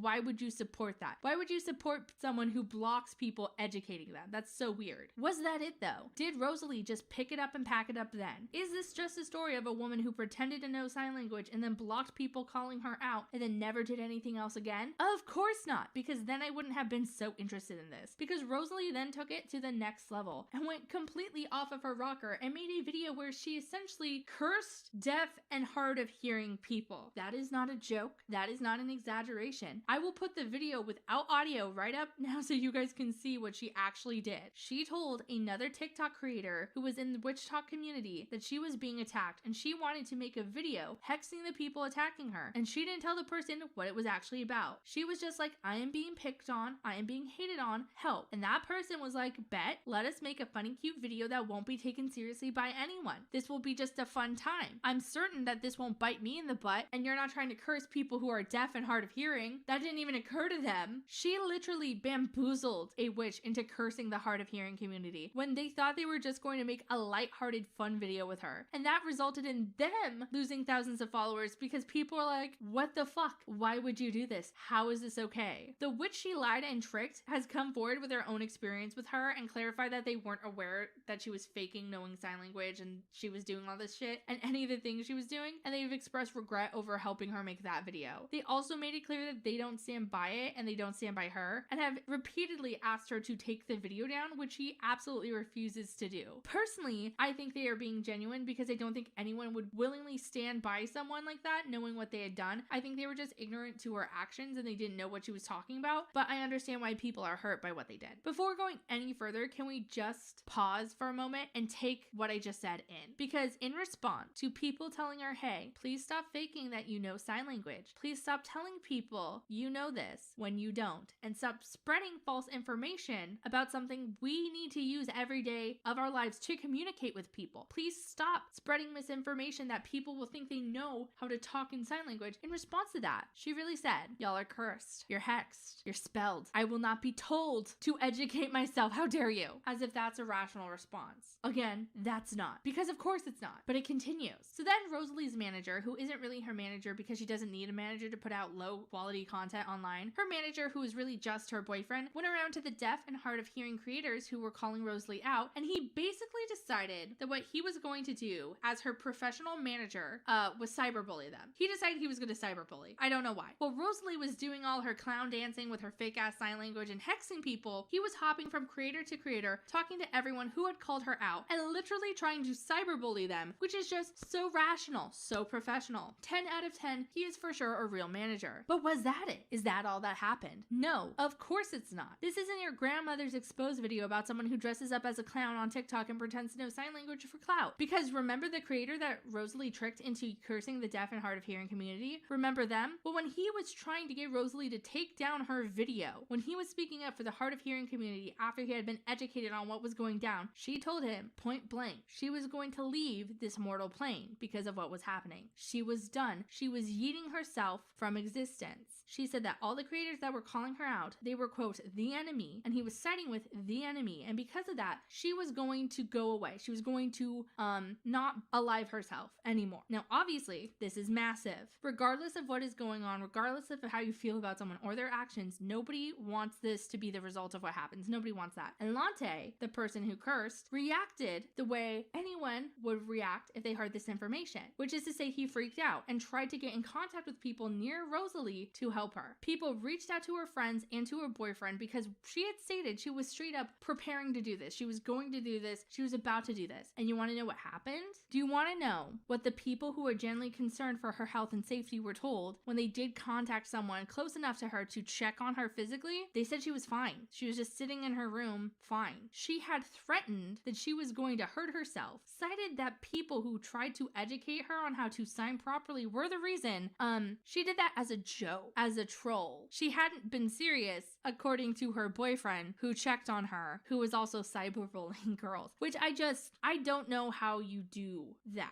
I do because I know people who do that. I literally had someone do that to me last month, so I get it, but it's such a piss poor response to the shit that she started. Like, let's be real. Is her using fake sign language and pretending she knows how to sign on TikTok for clout ableist? Yeah, it is. But she could have taken the education that creators like That Witch Blog and others were offering and, improved on herself. She could have improved the situation. She could have apologized and stopped. She could have ended it without escalating it. But she literally made everything worse every step of the way on accident. So I know what you're thinking. Shannon, is that it? Is that the end of it? Did we come to the conclusion? No, we didn't. Even that isn't the end of the story. Even her faking her own death isn't the end of the story, because Rosalie then went and made a diss track on deaf and hard of hearing people who were calling her out. She made a diss track on the deaf and hard of hearing community. Not a joke. The song is called Watch Your Mouth and it's terrible. And I highly recommend that none of you listen to it. But I just imagine making a diss track on the hard of hearing community. Imagine thinking about doing that and having that general idea and then being like, yes, this is completely fine. This is a logical response. This is what I'm going to do. Nothing bad will happen because of this. I truly pity her because life must be so difficult for her because she's that fucking stupid. Like, she's genuinely that dumb. And that's gotta be hard. As far as I'm aware, that is the entire situation as of now. I don't know if she bested the stupidity of faking her own death, pretending to know sign language and cursing out the hard of hearing community, but if she does, I promise I will update y'all. But with that, I am out of here. Later days, guys.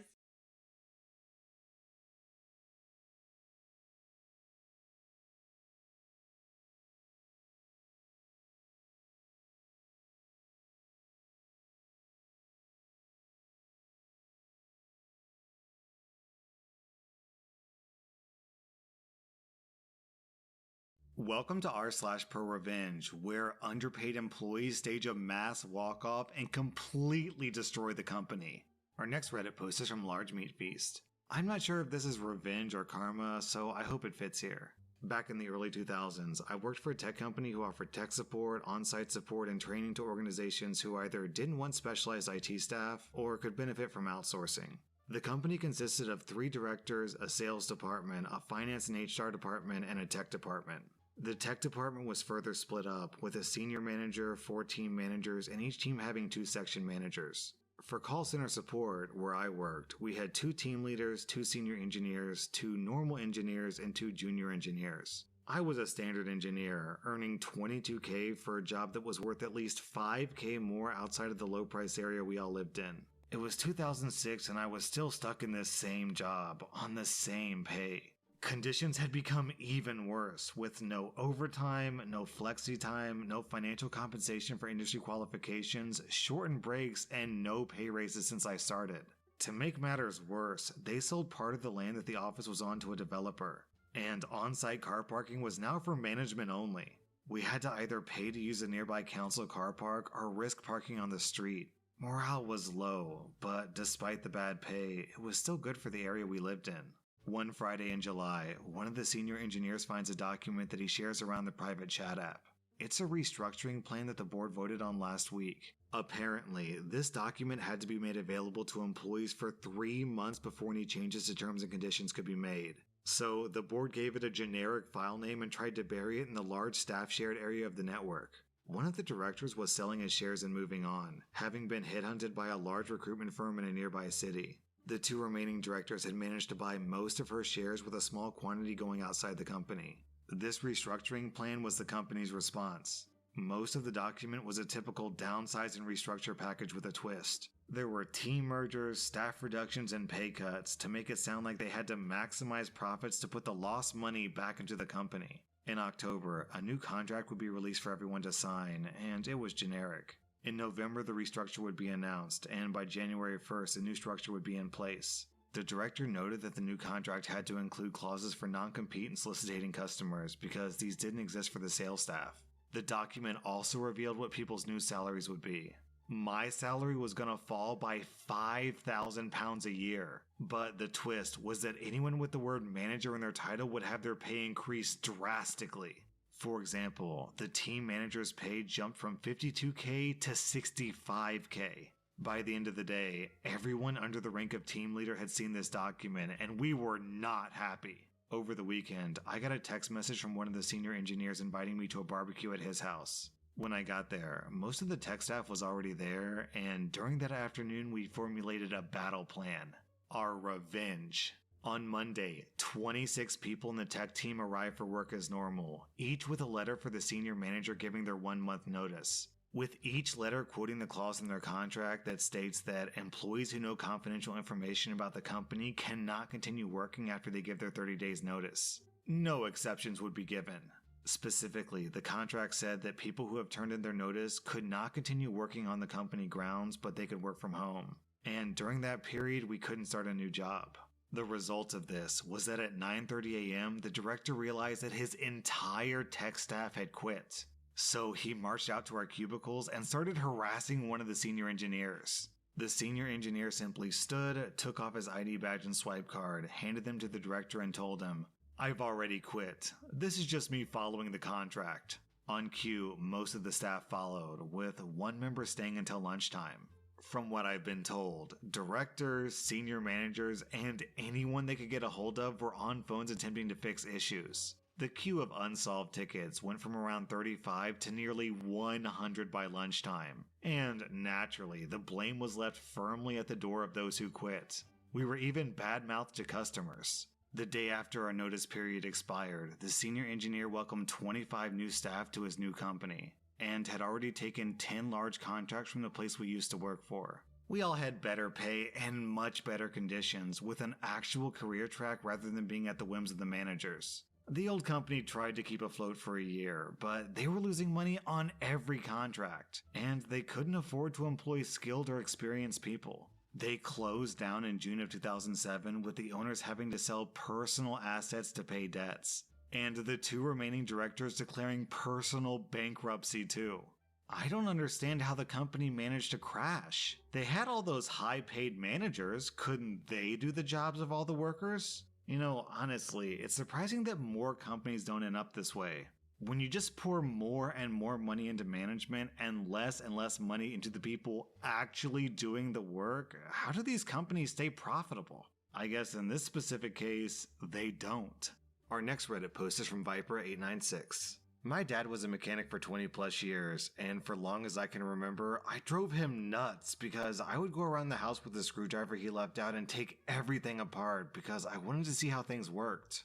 As I grew older, I developed an affinity towards computers and electronics, which led to me being that kid in high school who changed his grades, crashed the school district servers, and used the netsend command with great success. I would spend my weekends either with my grandparents or uncle working on science projects or dragging my dad outside to help me fix my car. Those figure-it-out lessons were probably the greatest gift that he could have given me growing up. I joined the US Army in March of 2004 and went into communications, or commo for short, where I managed to go from private when I joined to sergeant by the time I returned from my deployment at the beginning of 2007. After returning home, I was subsequently transferred from a light infantry unit, walking everywhere, to a mechanized infantry unit where we rode armored vehicles everywhere, and placed in charge of the battalion commo shop because the current person running the commo shop was scheduled to retire in a few months and I was the only other NCO. This is where things got interesting and my commo versus mechanics pro revenge story starts. As anyone else who's been in the army can attest to, every Monday is motor pool maintenance, which essentially means to go make sure that all the tanks, Bradley fighting vehicles, or anything else with a motor works the way it should.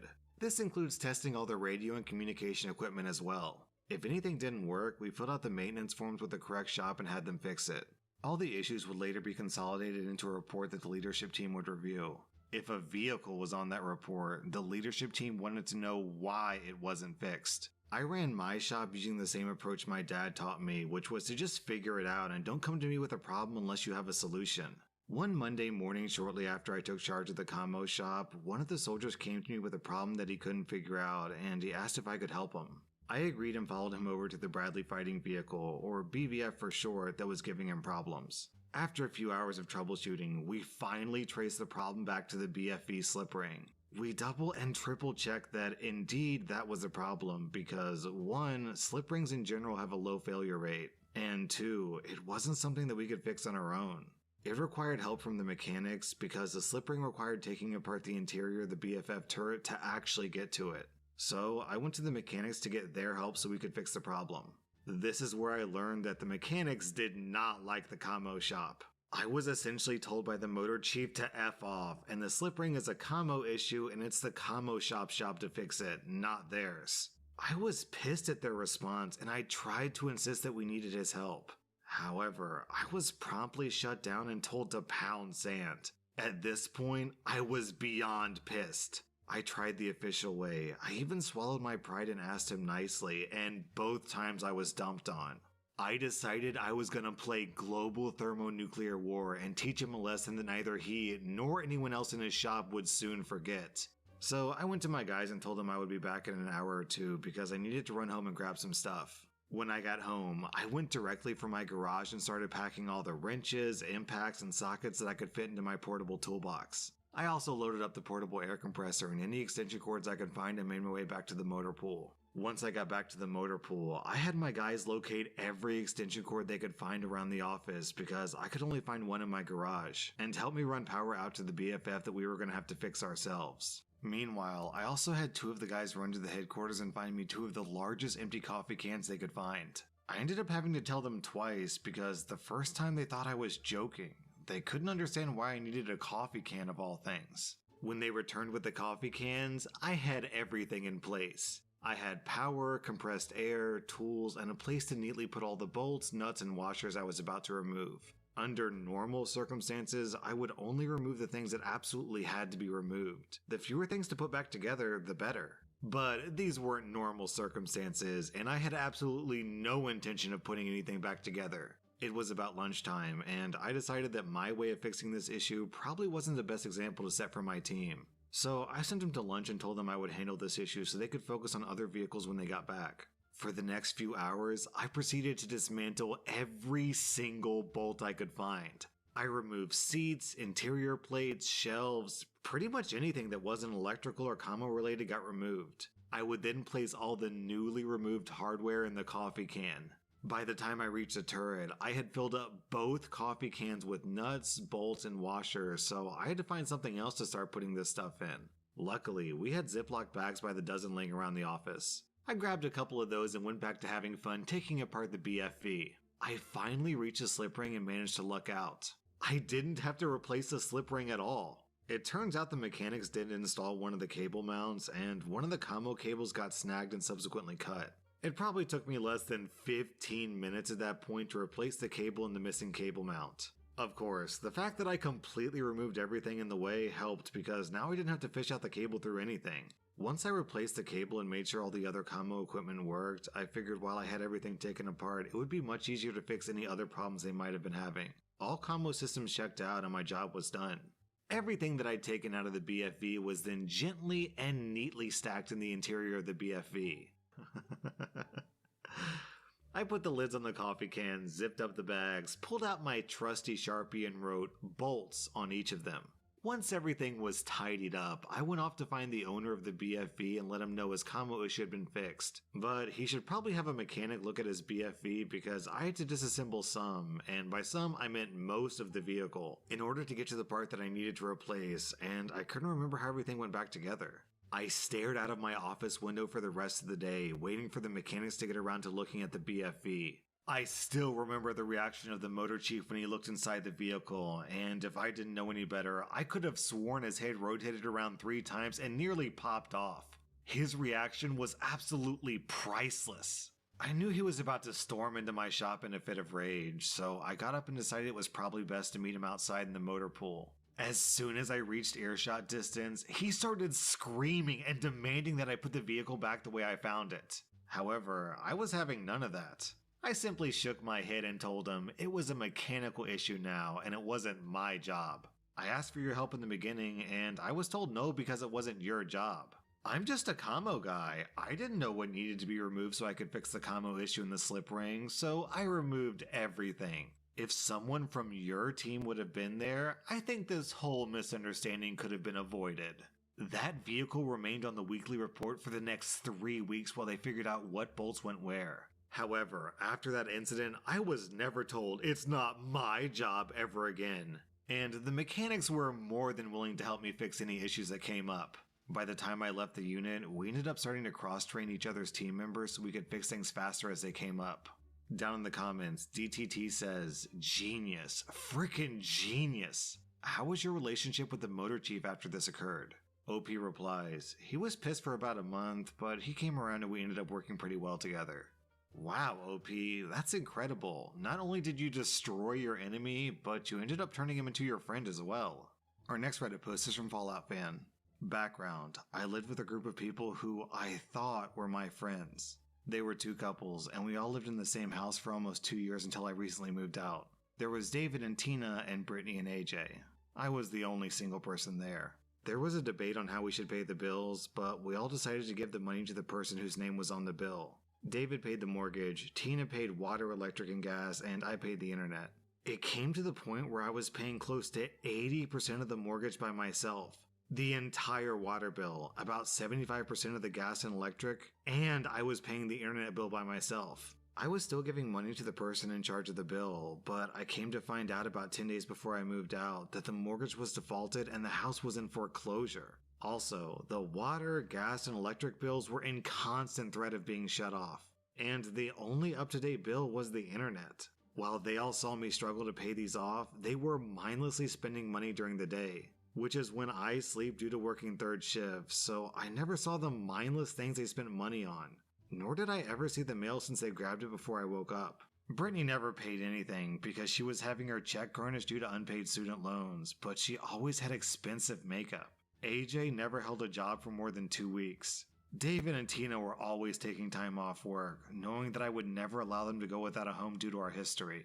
One day I woke up and went to go check the mail as I was expecting a package, and that's when I saw bills in the mail. So I decided to investigate. I opened up the gas and electric bills to see a total of almost $400, and it was at risk of being shut off. I was shocked and pissed. I knew right then and there what was going on, and I vowed to screw them over as hard as I could. The revenge. I had just interviewed for a new job that paid almost double what I was making before. And I knew that I interviewed well with them, so I told myself that if I got the job, I would give my roommates a 30-day notice and move out. And since it was close to the end of the month and I'd already paid them, I'd be moving out before the 1st of February. I got the call with the job offer the next day, which I happily accepted. I did the paperwork for the background check and it all came back clean. The same day that I accepted the offer, I typed out a 30-day notice and recorded myself with my phone in my breast pocket handing it to them, explaining that I was moving out. I started hunting for a place close to my work, which I found within a week. I was asked several times to help them with next month's bills, to which I said no, because I was saving for my own place and they had plenty of time to come up with the money between the 4 of them. I told them I was done paying all the bills by myself on the meager pay rate of $11 per hour. There were a lot of scowls, passive-aggressive behavior, and flat-out attempts to steal my things and my food without permission. The day came when I finally went and got my U-Haul and had a few of my friends help me move. I was determined to get it all in one go, so I got the biggest one they had and we got everything packed up. I took everything that was mine, down to my pizza stone, which they loved, my expensive kitchen knives which they would use and never clean, and even my toilet paper that I brought 3 days ago. And even then, a few of my toilet rolls had gone missing. After moving everything, I sat down on my couch, looked around with my cat in my lap, and breathed a sigh of relief. I happened to be good friends with my previous neighbors, and I asked them to keep an eye out for anything out of the ordinary. 4 days later, I find out that the gas, electric, and water have all been turned off. And they had to go to the neighbor's place to get buckets of water so they could bathe and manually flush their toilets. Now, both couples had dogs. So I decided that those dogs were in a dangerous situation because they had no water and no heat in the middle of winter. And probably no food because I was the one who had been buying dog food. So I called the local humane society and left an anonymous tip about the dogs and how I was worried about them. The next day, my neighbor, Todd, texted me telling me that the dogs were removed from the home and that my previous housemates were being charged with neglect. And because of the lack of utilities, that these were not civil but criminal charges. That was enough to make me smile, but I wanted more. I knew that David was divorced and had a child. I also knew that he wasn't paying child support. I then contacted the local courts and made them aware of the flagrant non-support and that maybe they could help the agency look for him. So I provided them with David's address. From there, we learned that he was almost $25,000 behind, which is a felony in the state where I live. David is now couch surfing because Tina left him. His house is foreclosed on, and he has nothing in his name while facing multiple criminal charges. Moral of the story, don't take advantage of a friend who knows all your dirty little secrets. That was r/pro revenge, and if you like this content, check out my podcast where I publish the exact same episodes. Also, hit that subscribe button because I put out new Reddit videos every single day.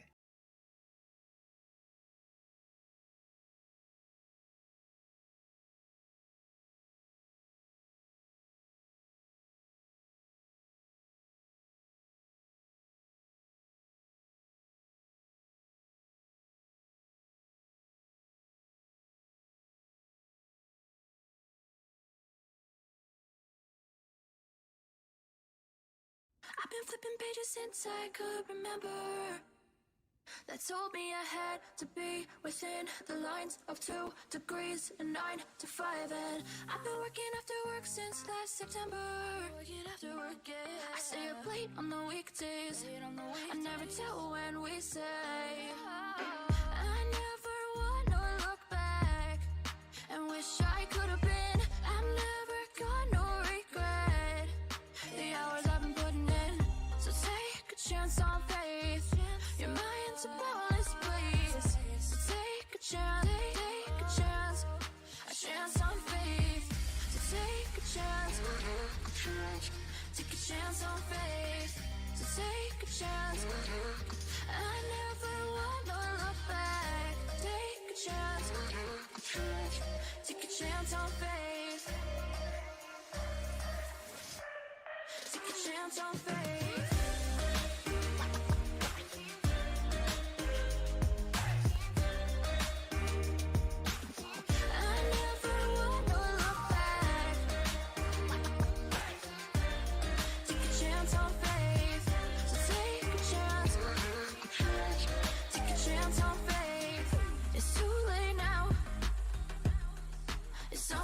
never wanna say. I stand my ground. I need to be who I'm meant to be. Yeah, I don't see it any other way.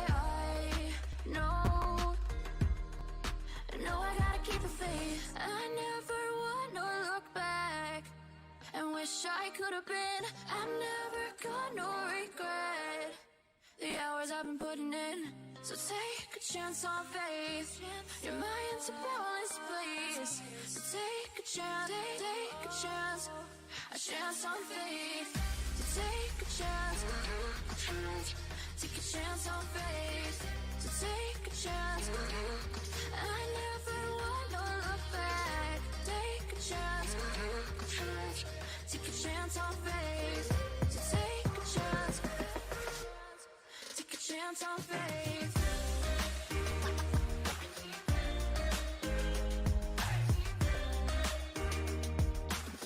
I never wanna look back. Take a chance on faith. So take a chance, take a chance on faith.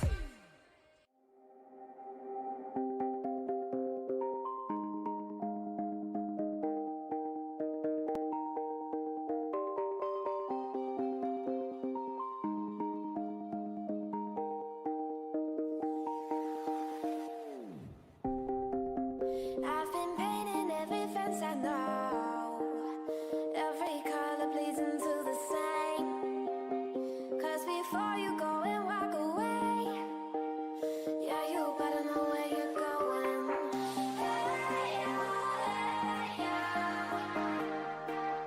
You're a wanderer just like me.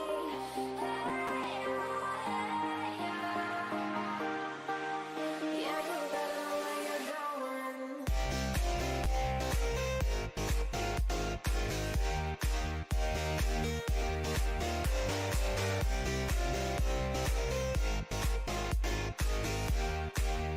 Yeah, you better know where you're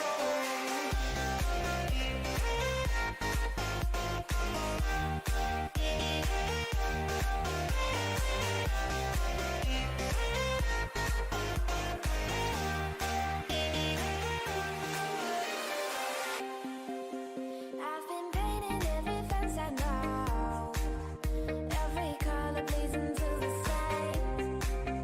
'Cause before you go and walk away, yeah, you better know where you're going.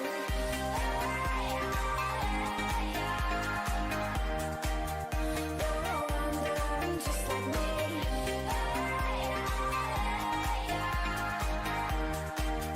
Yeah, you better know where you're going.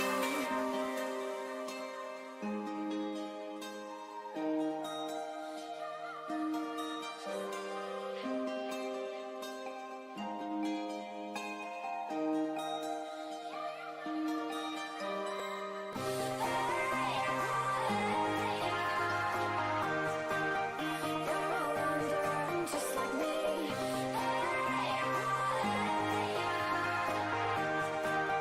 Yeah, you better know where you're going.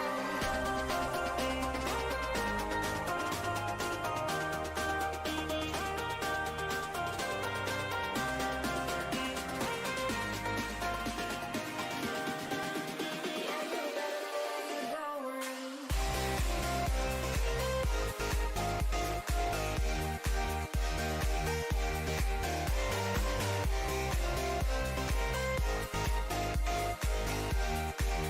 Yeah, you better know where you're going. You're a wanderer just like me.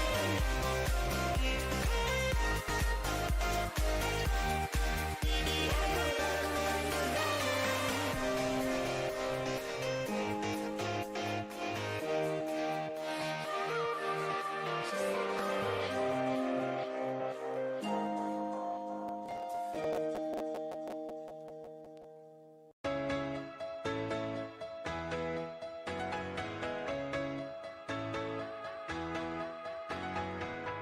I looked over my shoulder, saw you walking through the door. But you're not the same baby that I once knew.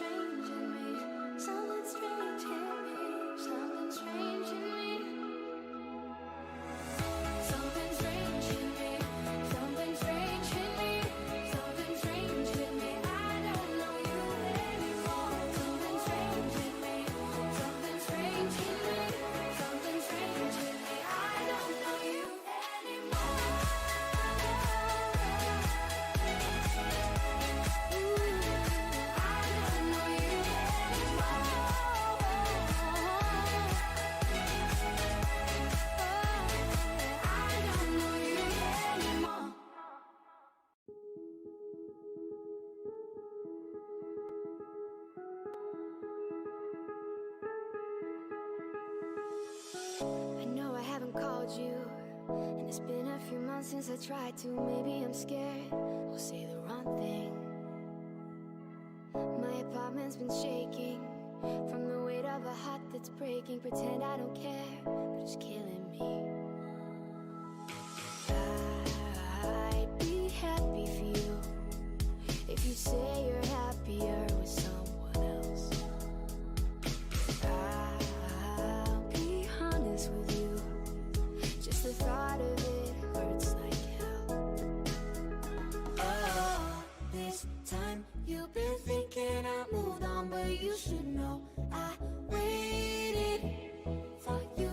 Even if I tried, I could never let you go. You should know I waited. I'm always waiting for you.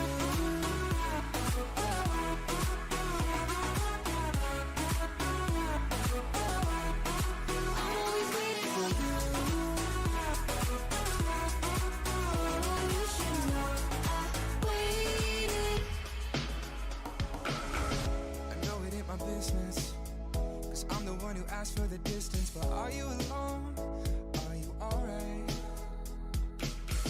And maybe you will judge me if I said that I hope you still love me. Feels like you don't. I'm scared that I might.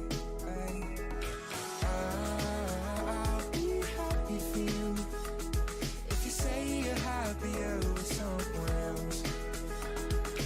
I'll be honest with you, just the thought of it hurts like hell. Oh, this time you've been thinking I moved on, but you should know I waited for you. Even if I tried, I could never let you go. You should know I waited. I'm always waiting for you.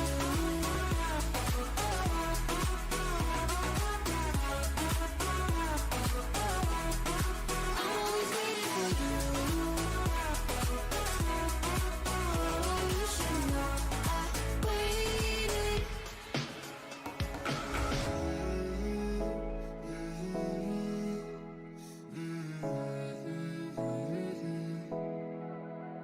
Oh, this time you've been thinking I moved on, but you should know I waited for you. Even if I tried, I could never let you go. You should know I waited. I'm always waiting for you.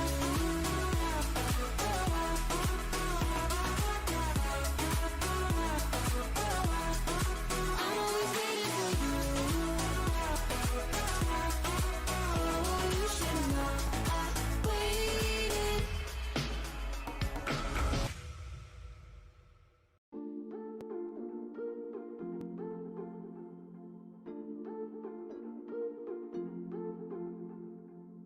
Talk to me. Spill the secrets you've been keeping. Life cuts deep. Let me help pick up the pieces. You're not alone, I'm by your side. Don't you know I walk the fire with you. No matter what, I'll make it right. Don't you know I walk the fire with you. I walk the fire. I'm not an angel, I'm not a saint. I've been a closed book full of mistakes. But when you're broken, when you're in pain, I walk the fire with you.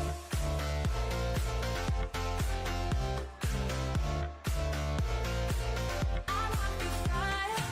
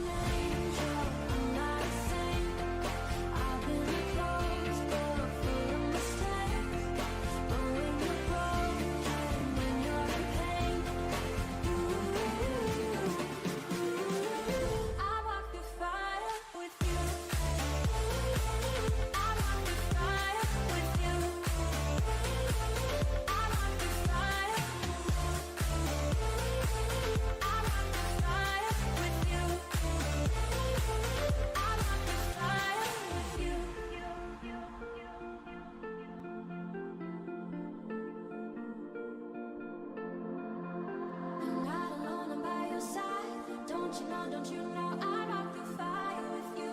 I walk through fire. I'm not an angel, I'm not a saint. I've been a closed book full of mistakes. But when you're broken, when you're in pain, I walk through fire with you. I walk through fire with you. I walk through fire. I walk through fire with you. I walk through fire with you.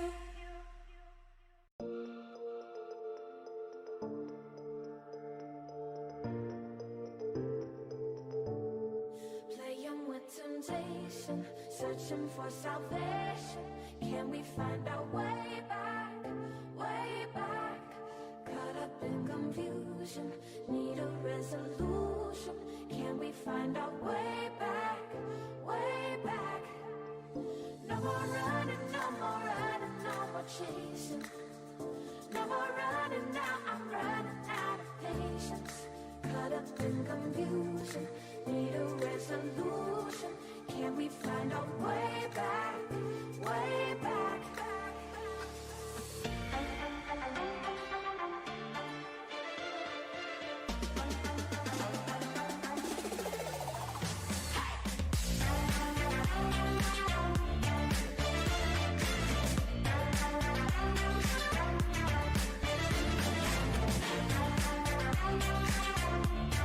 Can we find our way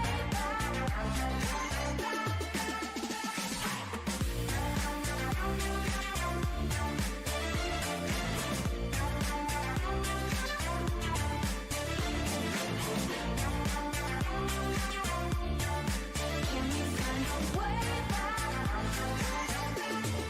Playing with temptation, searching for salvation. Can we find our way back, way back? Caught up in confusion, need a resolution. Can we find our way back, way back? No more running, no more running, no more chasing. No more running now, I'm running out of patience. Caught up in confusion, need a resolution. Can we find our way back, way back?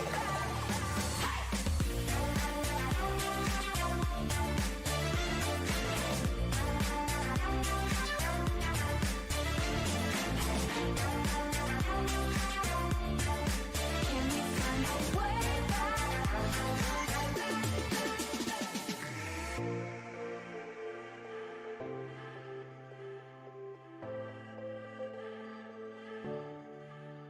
No more running, no more running, no more chasing. No more running now, I'm running out of patience. Caught up in confusion, need a resolution. Can we find our way back, way back?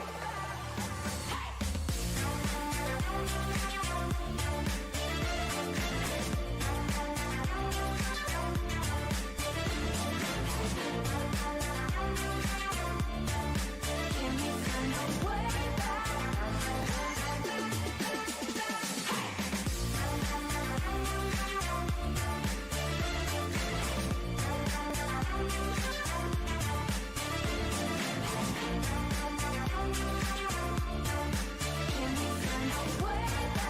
Can we find our way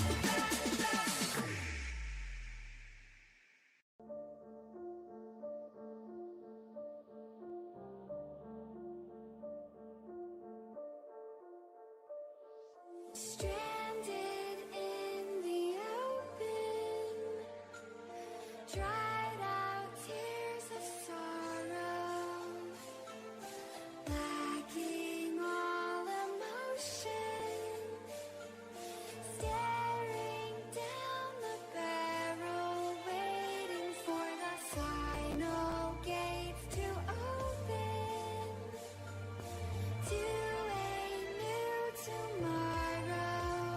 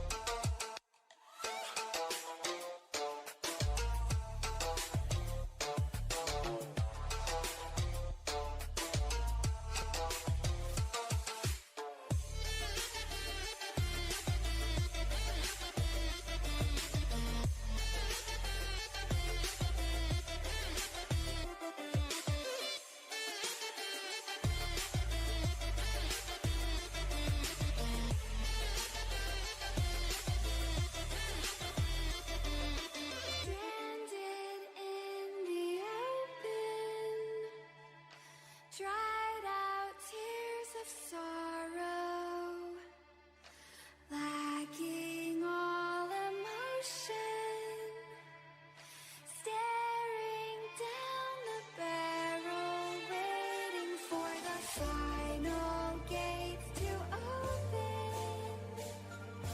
to a new tomorrow, moving with the motion, following the light that sets me free.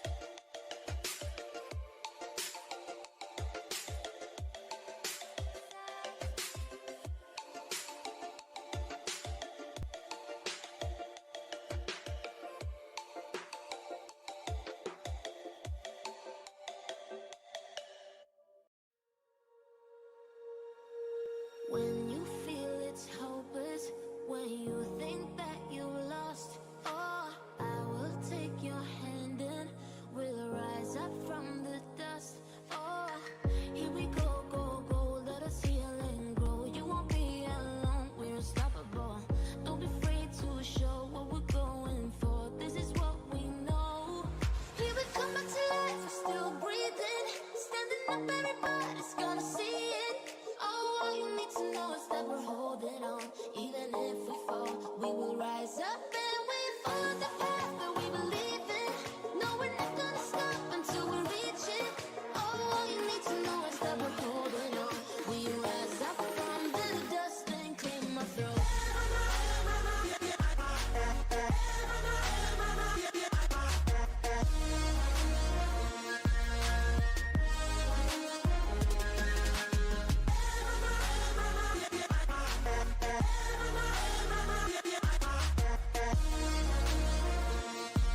We rise up from the dust and clear my throat. We all have our reasons why we are on this track.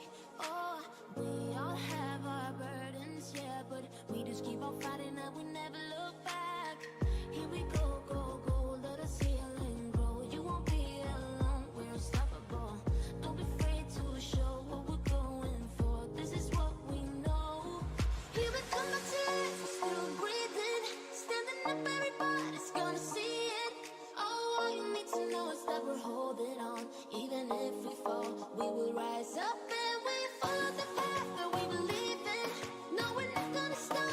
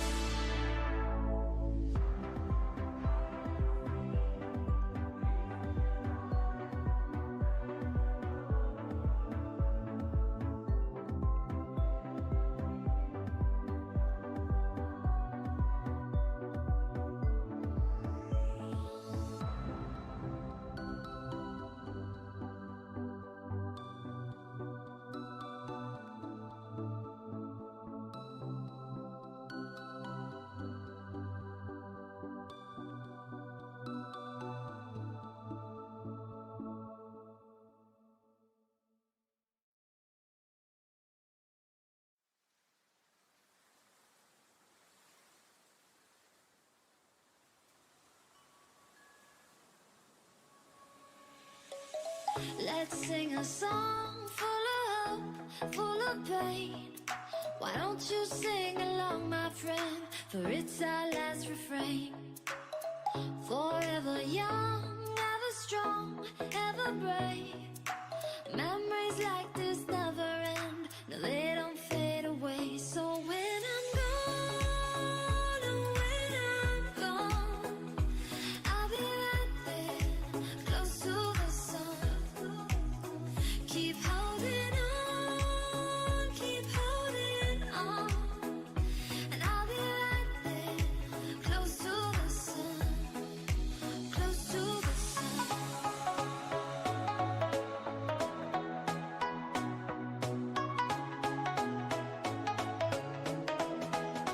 Close to the sun.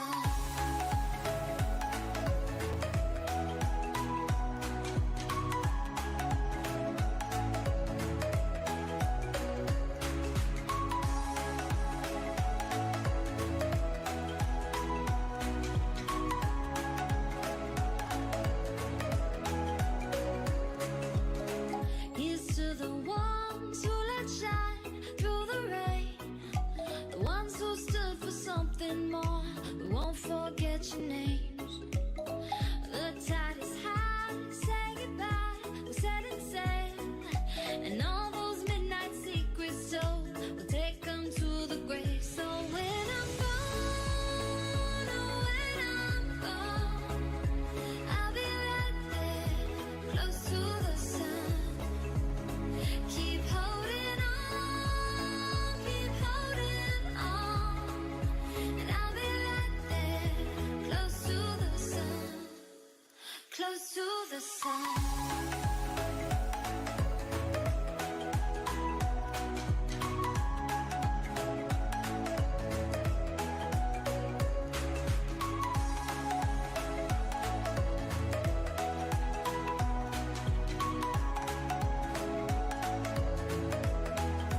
Close to the sun.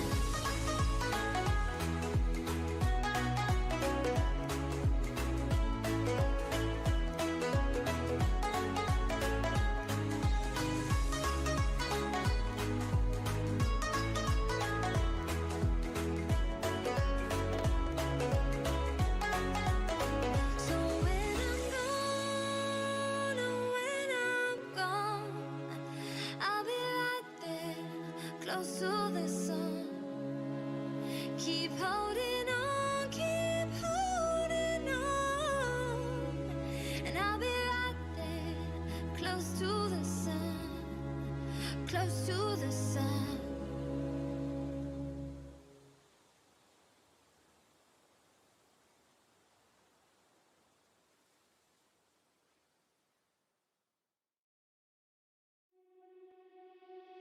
Getting stronger every day. Keep on pushing through the pain. Keep on grinding till we die. Ain't no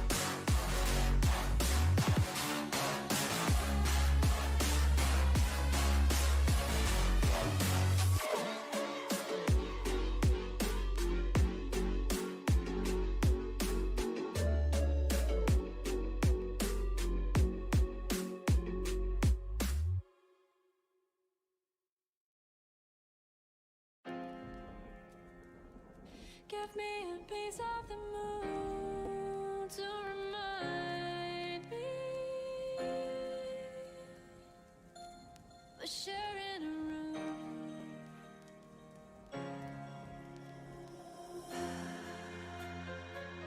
I'm staring up at the ceiling all alone, dear. You're always the first to leave, and I'm always the last to know how you're feeling.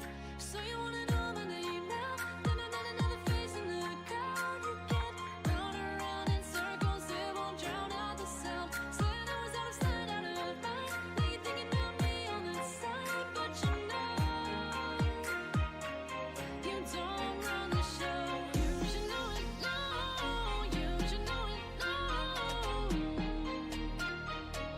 You don't run the show. You should know it now. You should know it now.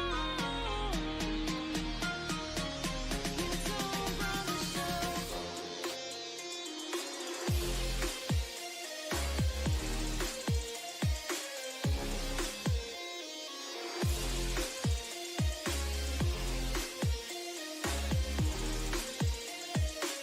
You don't run the show.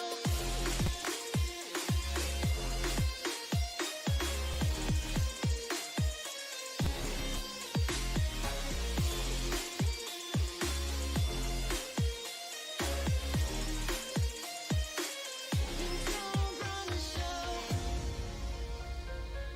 Give me a piece of the moon to remind me we're sharing the same room. So you wanna know my name now? Then another face in the crowd. You can't run around in circles, it won't drown out the sound. Said I was out of sight, out of mind. Now you're thinking about me on that side, but you know you don't run the show. You should know it now. You should know it now. You don't run the show. You should know it now. You should know it now. You don't run the show.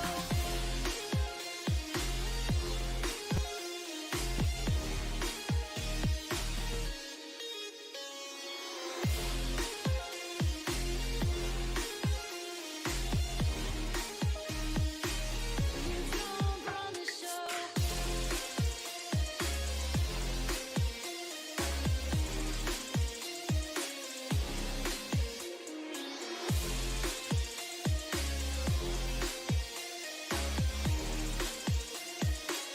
You don't run the show.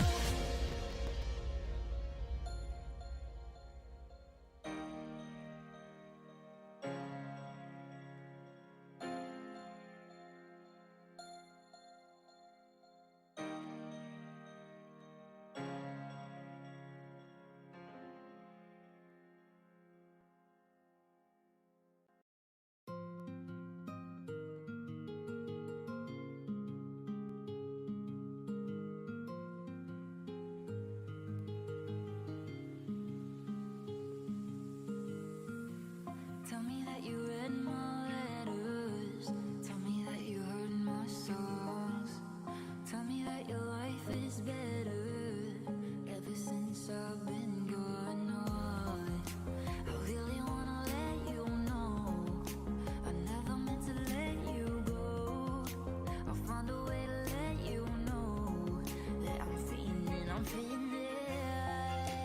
got me in my feelings, and I found out I had demons trying to find a meaning of me leaving. Got me in my feelings, and I found out I had demons trying to find a meaning of me leaving.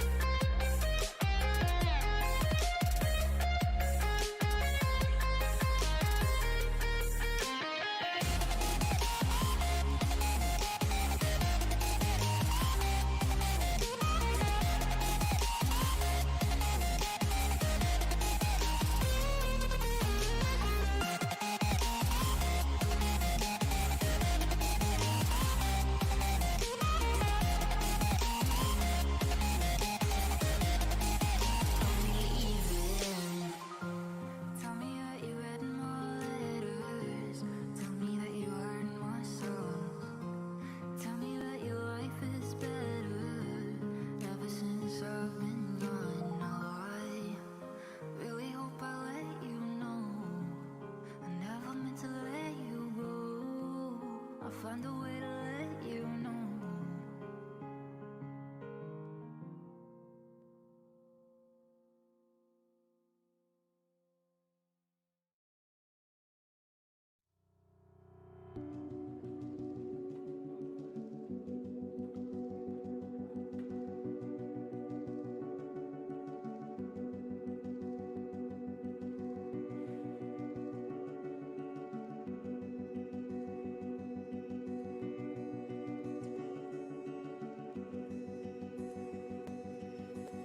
You paint a picture in my mind. You wanna leave it all behind. In a world that's turning all the time, nothing could stop me longing for your eyes. I won't let it die. I can feel you when you're not around. When the night gets cold, I won't be alone. We won't be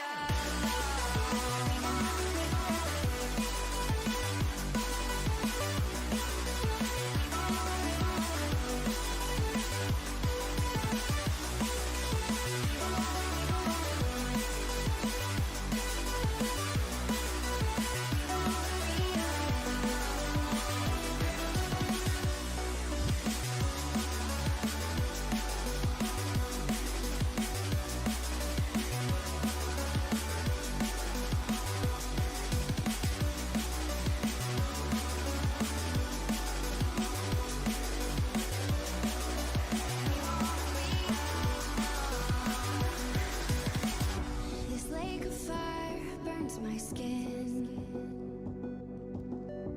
How could love wear so thin? I'm sinking in the hollow ground. Nothing can stop me wanting you somehow. I won't let it die. I can feel you when you're not around. When the night gets cold, I won't be alone. We won't be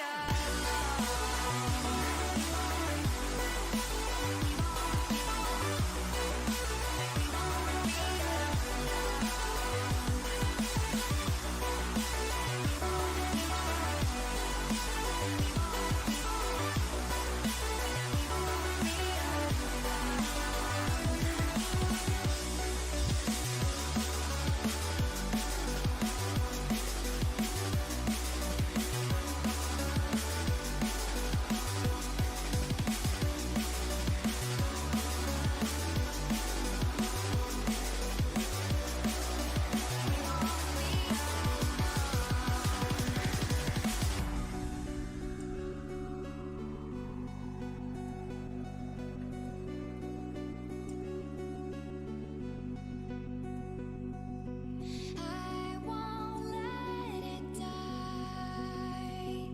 I can feel you when you're not around. When the night gets cold, we won't be alone.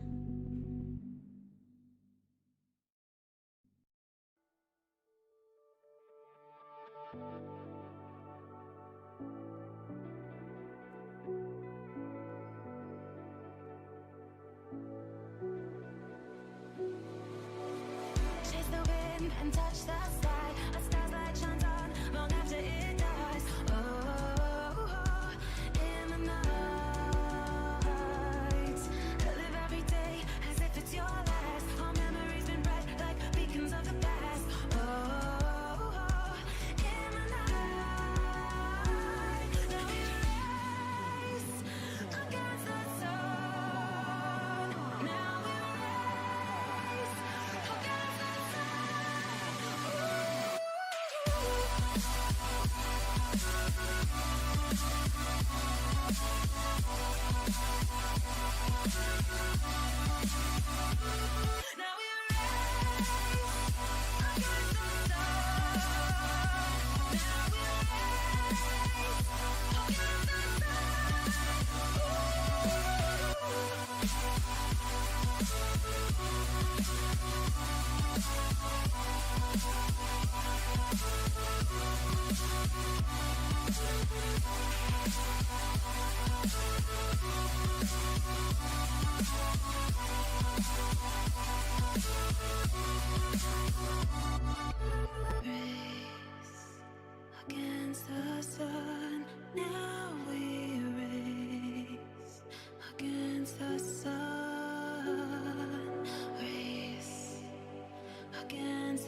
sun. Now we race against the sun. Now we race against the sun. Now we race against the sun. Ooh.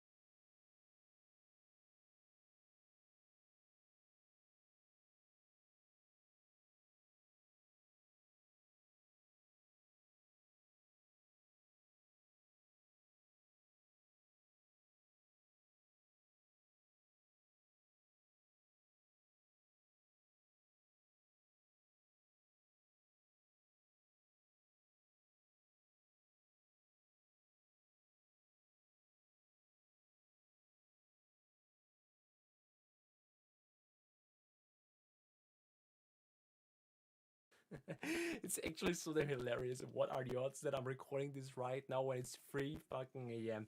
I'm so glad that I didn't sleep on this topic that just happened recently, because it's about fucking J Station's YouTube channels that got terminated by Team YouTube Reno. Ah man, J Station, I think you all know him. He's pretty much the boss, the end boss, the godfather of the 3 a.m. YouTube channels, and he actually invented the clickbait. You think my videos are clickbait?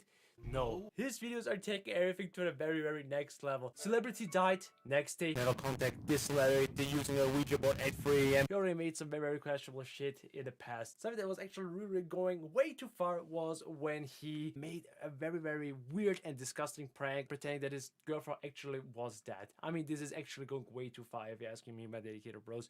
And back in the day already, His YouTube channel J Station got demonetized. That's when this boy actually started to make a second channel called 666, where he uploaded gaming videos on his YouTube channel. It used to be the Dream Team channel, which he pretty much shared together with his ex-girlfriend, but guess what? After this, that girlfriend prank gone wrong, they got in a fight, are not together anymore, and yeah, big fat YouTube drama. It's actually quite hilarious that after all the shit that he has done, finally his channels got terminated. Usually I would never wish someone anything bad on his platform, okay? But this guy, he used to be a very big thorn in my eye. He's pretty much the reason why creepypasta channels are not being taken seriously anymore. His videos, if you watch them, it seems like this guy only has like 2 brain cells. You know who has even less brain cells? People that actually believe that his videos are real. Okay, so J Station's Twitter account posted, "Hello team, YouTube, my account was terminated. Please help. I think this was not an error." Can this even be the real J Station? I think not. He's not saying guys enough times. "Thanks for the tag. We sent an email with details regarding your account being terminated for terms of service violation. Look out for that in your inbox. You can also respond directly to the email if you have any follow-up questions." Here's the first proof: his channels are dead.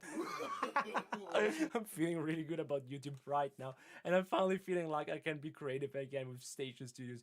2021 gonna be good. This tweet didn't age well at all, my dedicated bros. I got an email from YouTube saying that because I made channel 666, they terminated all my accounts, and I can never have a YouTube again, even though when they banned I'm J Station, they said in their article that my 666 Dream Team channel was not the affected. Well, it is what it is, bro. He's gonna go all out. I'm going to sue them. Crazy. Anyways, I'm done. Nothing I can do. He actually trying to sue them. "Hey, FairTube 9000, can you help me out? Or point me a good lawyer to sue YouTube?" Oh shit. Well, you said originally you demonetized J Station but left my other account monetized, and it's over a year since this all happened. What changed your mind now? It's actually a very good question. I mean, everyone with a little bit of common sense would know that all of this free M shit is actually the biggest fake arena on YouTube anyways. Dear YouTube, the platform is attempting to erase the history of I'm J Station Echo Jansen either. He understood his wrongful acts on his old channel, I'm J Station, with 5 million subscribers, and apologized for removing a large quantity of videos of his channel in order to get remonetized. But YouTube refused even when his content was obeying the TOS policy. I'm J Station made a channel with Alexia called Dream Team, but after the channel not being used at all, the old content being privated, I'm J Station changed the name to 666 and made clean, kid-friendly reaction and gaming videos for several months. Kid-friendly? Bro, those were still the biggest, oh, everything is real. The way he acted, that's just big nope. Why all of a sudden YouTube removed both his old I'm J Station channel and 666 channel for no reason? Why did they decide today was the day to do so? He had access to his channel for a month. It's very questionable why they just deleted the channel out of nowhere. Why didn't they do this earlier? I don't know. But it seems like justice has been served. Fuck my life. I feel horrible. Try to connect to YouTube at free Amazon section. Okay, no. My dedicated bros and brodettes, I'm J Station, is gone. I don't know if he's ever going to come back, but I think that is a big fat W on YouTube's side. Creepypasta content finally get taken serious again? I don't know, only time will tell. What do you think about this, my dedicated bros? Let me know in the comment section below. That's pretty much all I wanted to say in today's video. With that being said, don't forget to subscribe to the channel if you haven't already. To rate the video or to leave some feedback, and we'll see each other in the next video. For watching my dedicated bros, stay awesome, stay safe, and see you, ciao!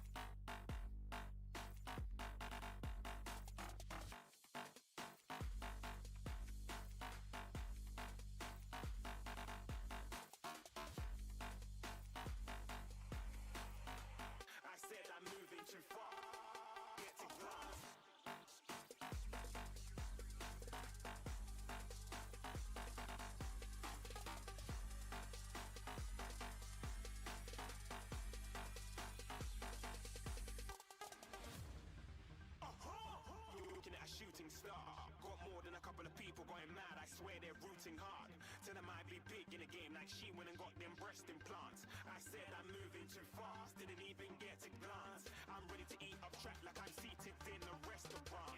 If you had swag like mine, you know it's best to flaunt. We on, hating because you want, shining like it's neon, rock like kings of Leon. Shooting stars across the galaxy. I stand out, so don't be mad at me. Infiltrate, I'm with my strategy. When I turn up, then I just have to leave. Shooting stars across the galaxy. I stand out, so don't be mad at me. Infiltrate, I'm with my strategy. When I turn up, then I just have to leave. Yeah, shooting. Yeah, shooting. Yeah, shooting. Yeah, shooting shots.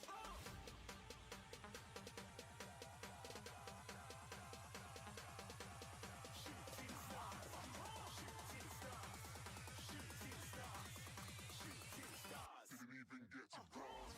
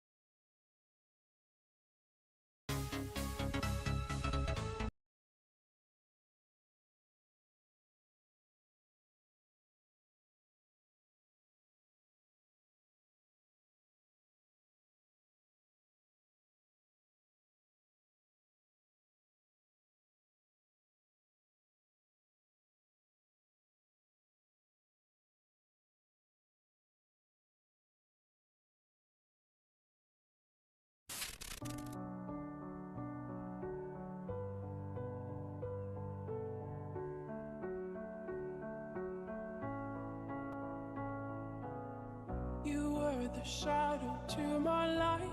Did you feel us? Another star, you fade away.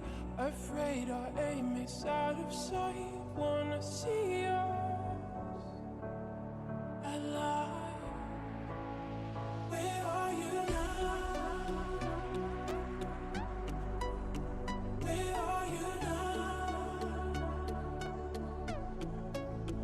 Where are you now?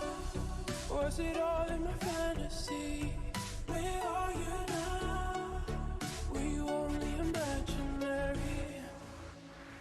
Where are you now? Atlantis, under the sea, under the sea. Where are you now? Another dream. The monsters running wild inside of me. I'm faded. I'm faded. So lost. I'm faded. I'm faded. So lost. I'm faded. These shallow waters never meant what I needed. I'm letting go a deeper dive. Eternal silence of the sea. I'm breathing alive. Where are you now? Where are you now? Under the bright but faded lights, you set my heart on fire. Where are you now? Where are you now?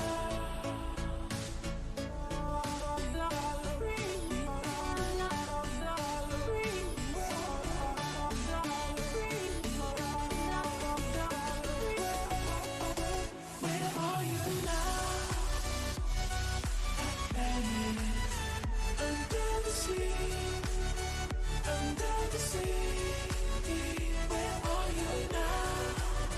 Another dream. The monsters running wild inside of me. I'm faded.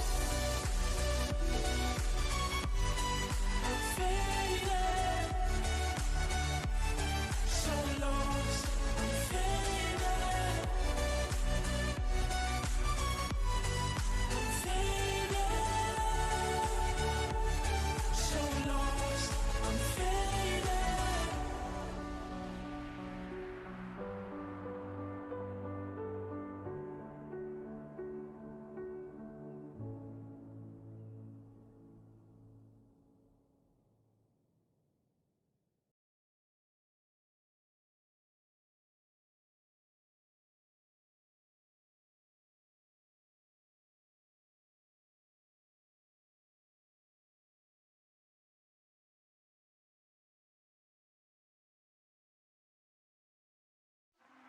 Don't stay away for too long. Don't go to bed.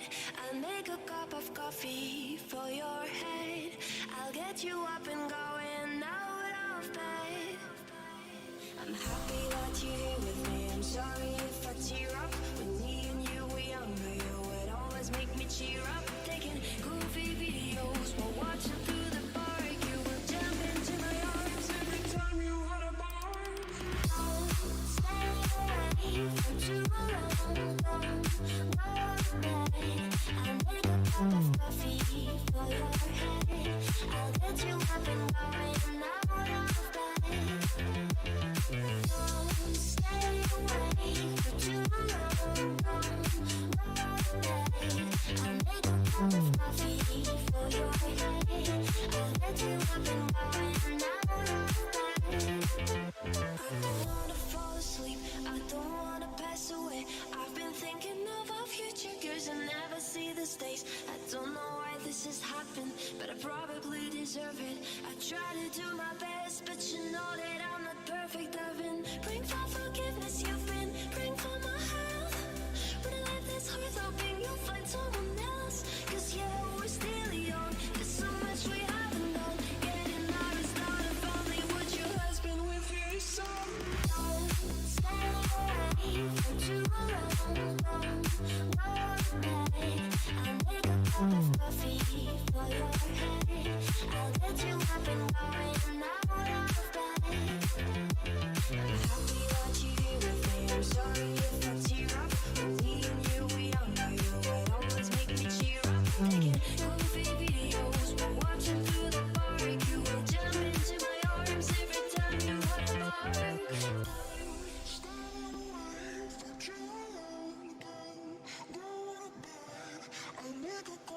I'm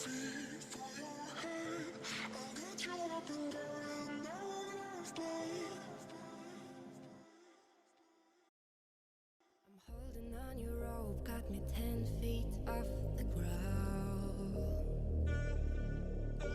And I'm hearing what you say, but I just can't make a sound. You tell me that you need me, then you go and cut me down. But wait, you tell me that you're sorry, did I think I'd turn around and say that it's too late to apologize. It's too late. I said it's too late to apologize. It's too late. But take another chance, take a fall, take a shot for you. And I need you like your heart needs a beat. That's nothing new. Yeah, I love you with the fire red. Now it's turning blue. And you say sorry like an angel. Heaven let me think was you. But I'm afraid it's too late to apologize. It's too late. I said it's too late to apologize. It's too late. It's too late to apologize. It's too late. I said it's too late to apologize. It's too late. But take another chance, take a fall, take a shot for you. And I need you like your heart needs a beat, but it's nothing new. Yeah. I love you with the fire red. Now it's turning blue. And you say sorry like an angel. Heaven let me think was you. But I'm afraid. It's been said and done. Every beautiful thought's been already sung. And I guess right now here's another one. So your melody will play on and on, like the best of them. You are beautiful, like a dream come alive. Incredible, a sinful lyrical miracle. You saved my life again. And I want you to know, baby, I love you like a love song, baby. I love you like a love song, baby. I love you like a love song, baby. And I keep hitting, repeating. I love you like a love song, baby. I love you like a love song, baby. I love you like a love song, baby. And I keep hitting, repeating constantly. Boy, you play it through my mind like a symphony. There's no way to describe what you do to me. You just do to me what you do. And it feels like I've been rescued. I've been set free. I am hypnotized by your destiny. You are magical, lyrical, beautiful. You are. And I want you to know, baby, I love you like a love song, baby. I love you like a love song, baby. I love you like a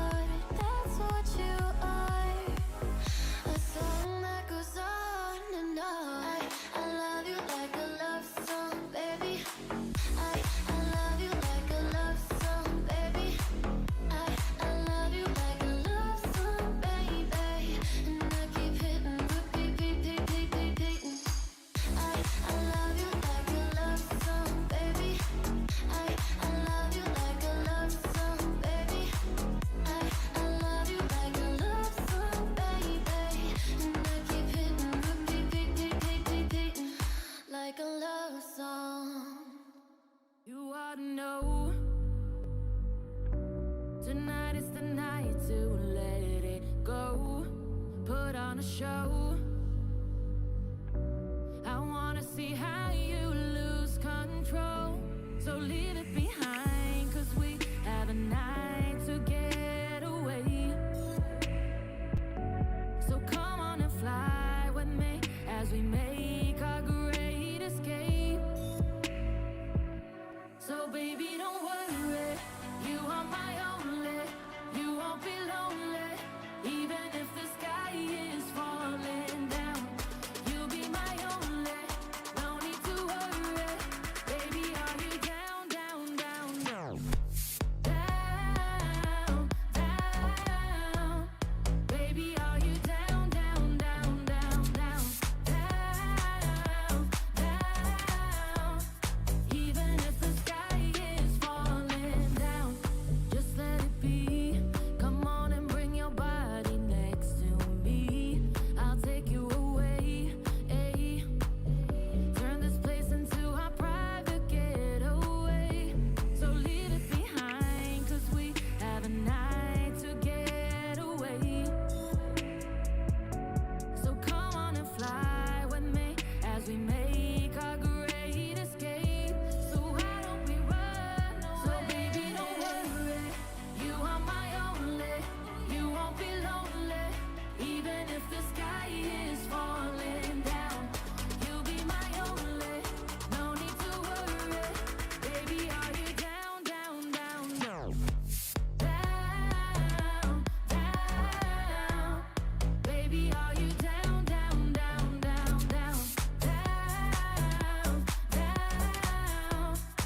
Even if the sky is falling down.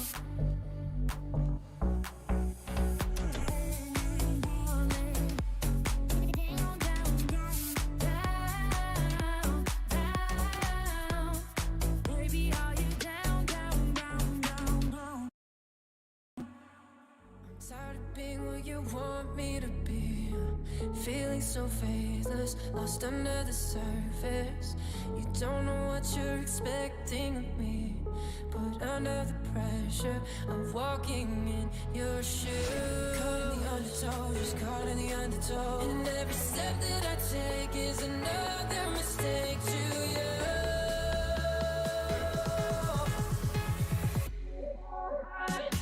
I become so numb, I can't feel you there. I become so tired, so much more aware. I'm becoming there. All I want to do is be more like me and be less like you.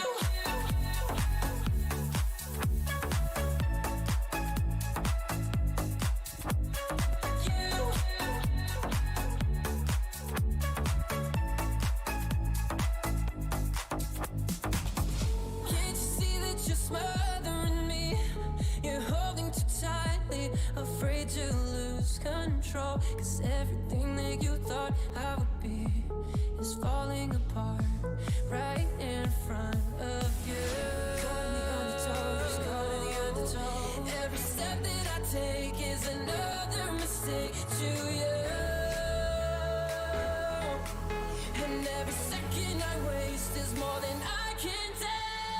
I've become so numb, I can't feel you there. I become so tired, so much more aware. I'm becoming there. All I want to do is be more like me and be less like you. Become so numb, I can't feel you there. I become so tired, so much more aware. I'm becoming there. All I want to do is be more like me and be less like you.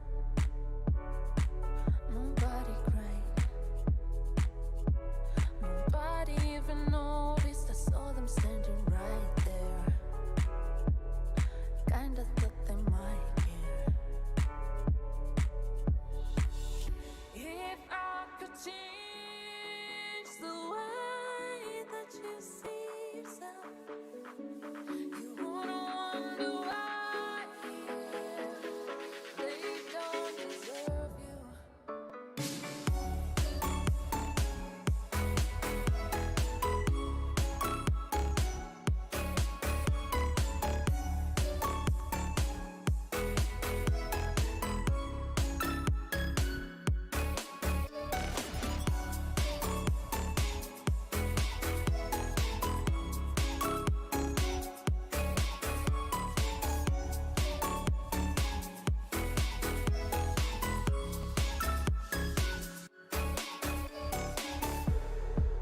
I try to scream, but my head was underwater. They call me weak, like I'm not just somebody's daughter. Could have been a nightmare, but it felt like they were right there. And it feels like yesterday was a year ago, but I don't wanna let anybody know, 'cause everybody wants something from me now, and I don't wanna let him down, 'cause everybody wants something from me now, and I don't wanna let him down.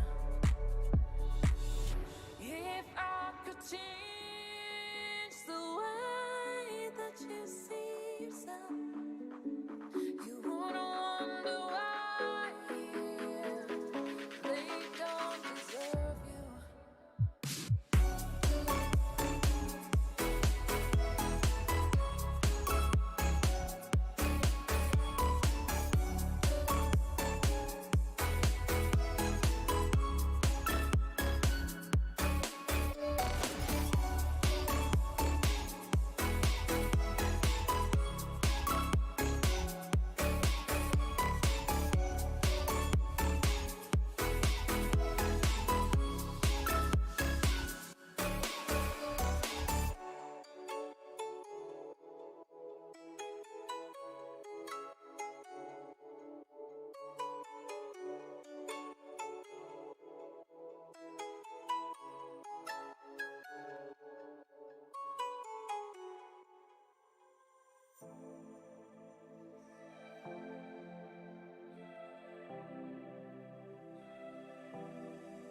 What is love?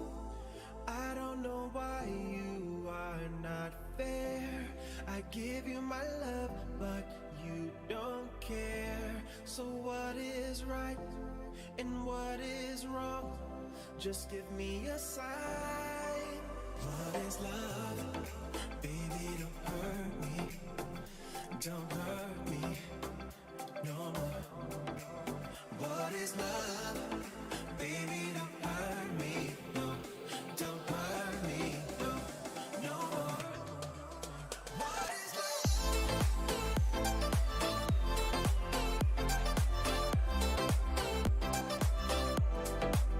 What is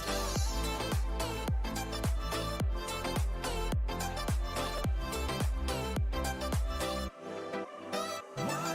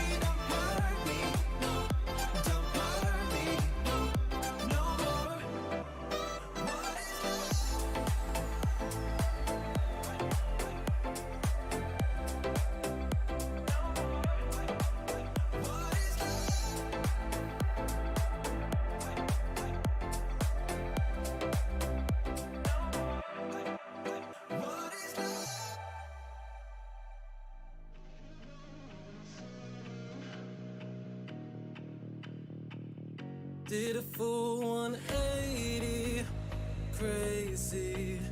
Thinking about the way I was. Did the heartbreak change me? Maybe, but look at where I ended up. I'm all good already, so moved on, it's scary. I'm not where you left me at all. So, if you don't wanna see me dancing with somebody, if you wanna believe that anything could stop me, don't show up, don't come out, don't start caring about me now. Walk away, you know how.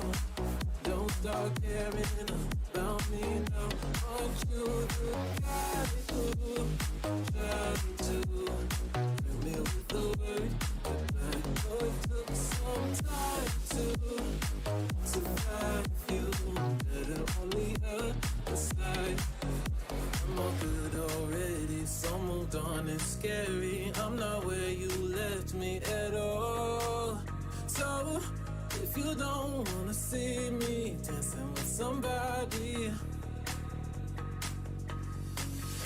if you wanna believe that anything could stop me, don't show up, don't come out, don't start caring about me now. Walk away, you know how. Don't start caring about me now. If you don't wanna see me dancing with somebody, don't come out.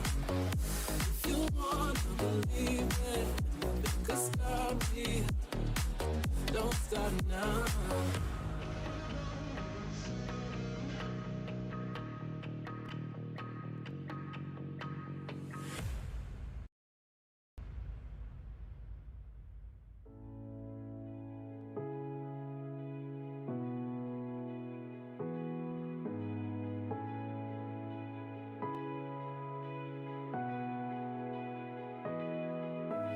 You so fucking precious when you smile.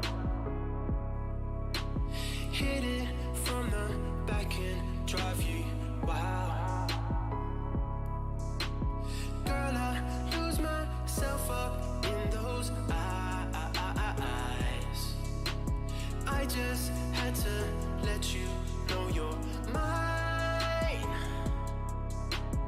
Hands on your body, I don't wanna waste no time. Feels like forever, even if forever's tonight. Just lay with me, waste this night away with me. You're mine. I can't look away, I just gotta say, I'm so fucking happy you're alive. Swear to God I'm down if you're down, all you gotta say is right. Girl, anything I can do just to make you feel alright.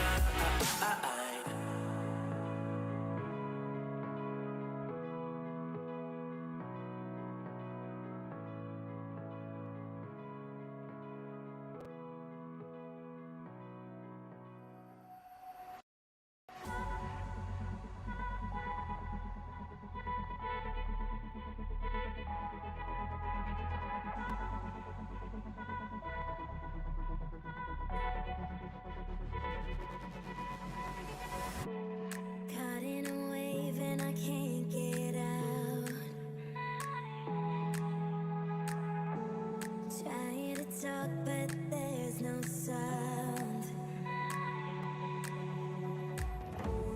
Ears are shut, but the world's too loud.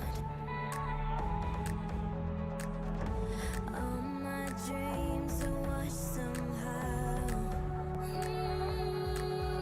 And I'm running away from my mind, on my mind every day. My feet haven't left the ground. Where do I go? How do I know? 'Cause I'm stuck. Yeah, I'm stuck. I'm stuck in limbo.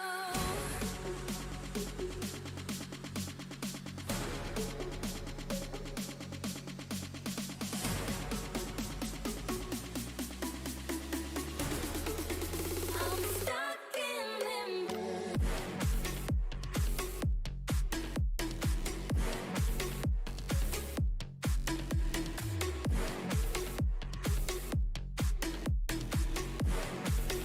I'm stuck in limbo.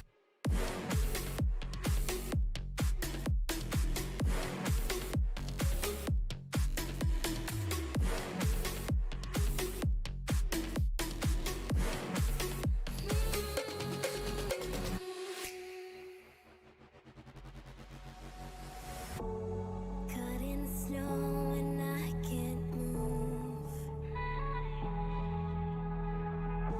I'm all alone and so confused. My eyes are closed, still the world's too bright. I'm halfway there, but I see no light. And I'm running away from my mind, on my mind every day. My feet haven't left the ground.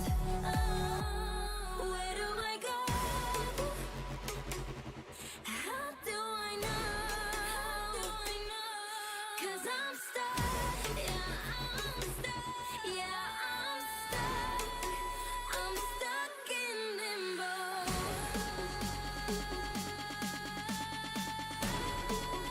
I'm stuck in limbo.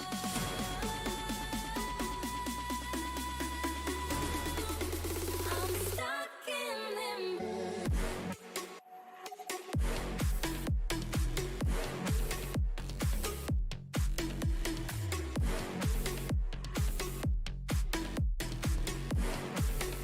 I'm stuck in limbo.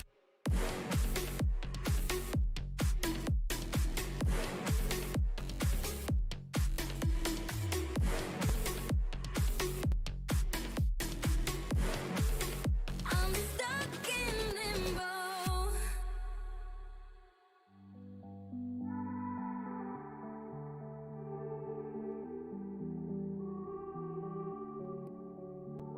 Summer has come and passed. The innocent can never last. Wake me up when September ends. Like my father's come to pass. 7 years has gone so fast. Wake me up when September ends. Here comes the rain again, falling from the stars, drenched in my pain again, becoming who we are. As my memory rests, but never forgets what I lost. Wake me up when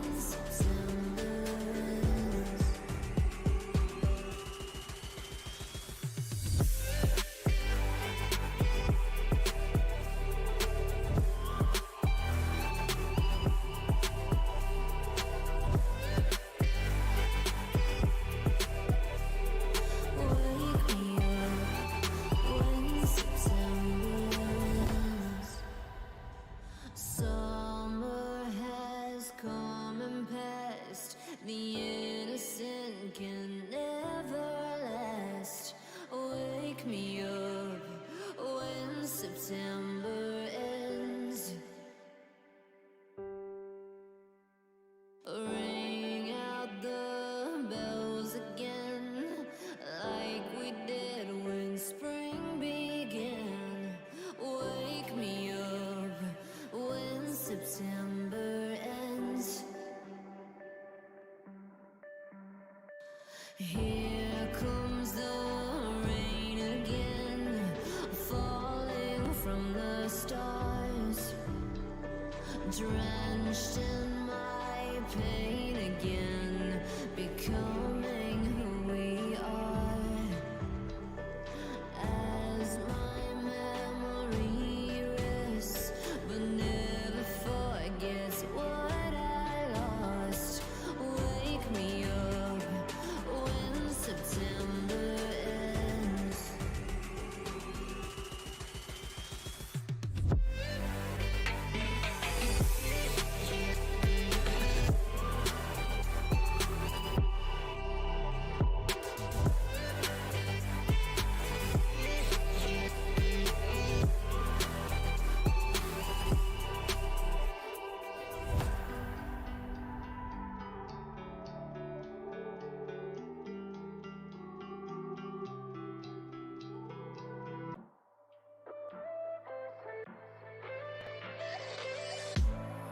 I've been driving around following your car.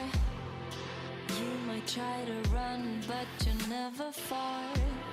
They call me crazy, I call it love.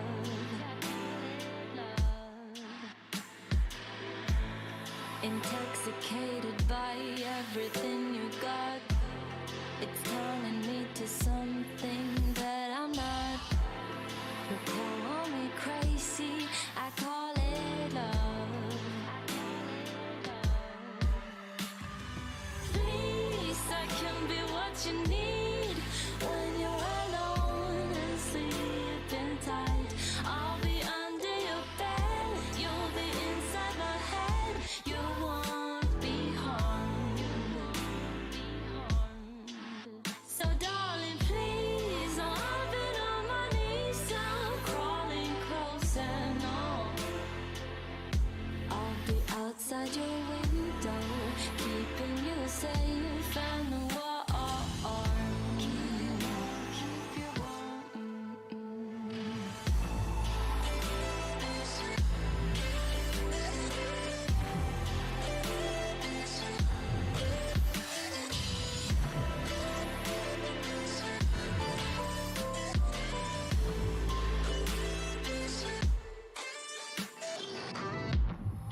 When I saw your picture, I got upset.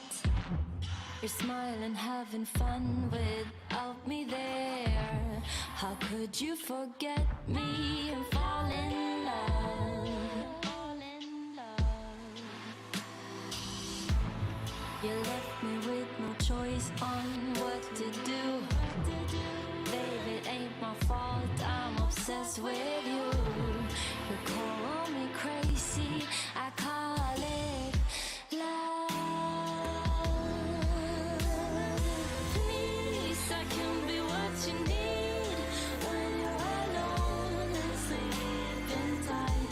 I'll be under your bed, you'll be inside my head.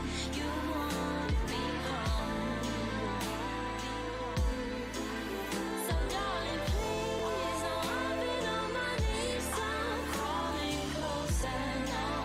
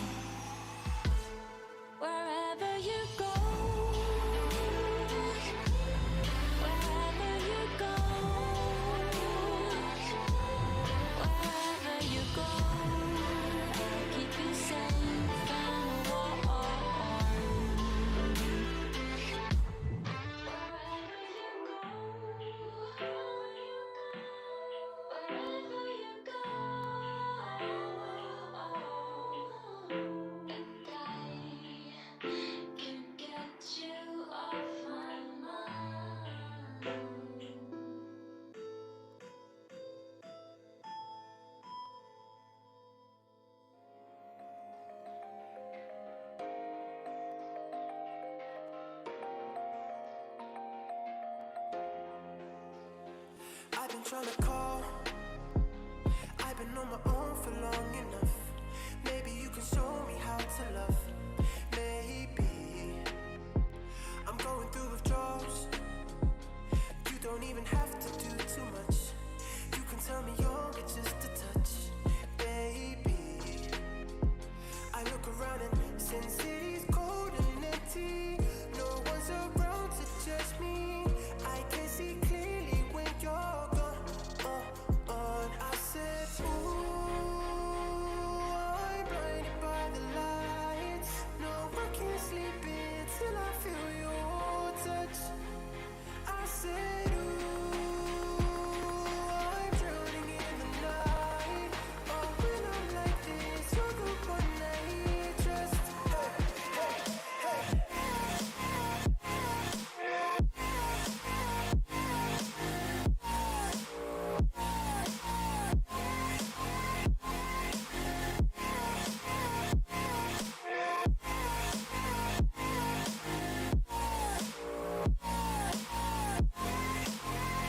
I'm running out of time, cause I can see the sun light up the sky.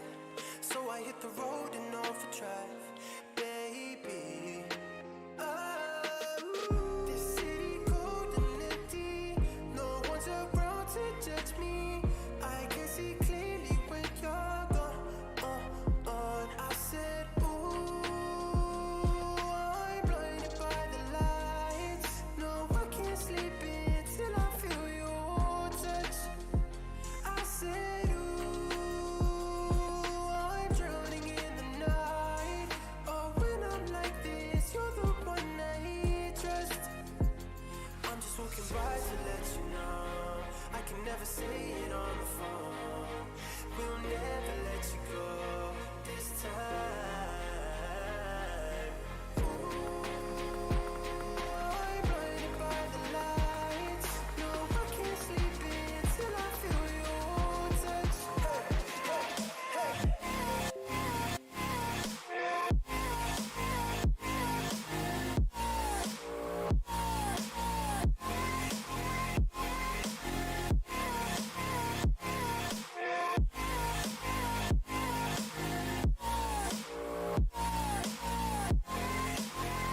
I said, ooh, I'm blinded by the lights. No, I can't sleep until I feel your touch. I said, ooh, I'm drowning in the night. Oh, when I'm like this, you're the one I trust.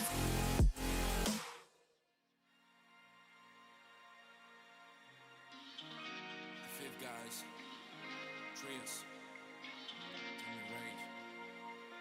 Yeah, you ain't ready for this shit, man. Let's go. Pulled out the coupe out a lot, tell them 512 fuck sweat. Busting out the base out the box. I just hit the leak with a box, head up with a stick in a box. Put up the whole damn seal, I'ma get lazy. I got a mojo, these we dropping like 80s. She's like a nigga, so got a cash app. Told her wipe a nigga no. Since last night, I would never sell my soul, and I can back that. And I really wanna know where you at. I was all back, where the stash at? Cause I seen it in a bulletproof Cadillac.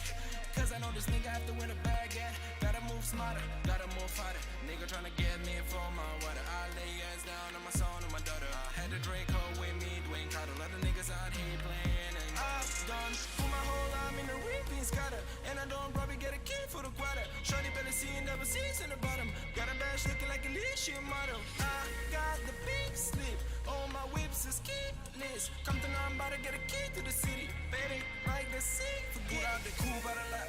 Tell them 512 fuck sweat. Busting out the base out the box. I just hit the leak with a box. Head up with a stick in a box. Put out the whole damn seal. I'ma get lazy. I got a mojo, these we dropping like 80s.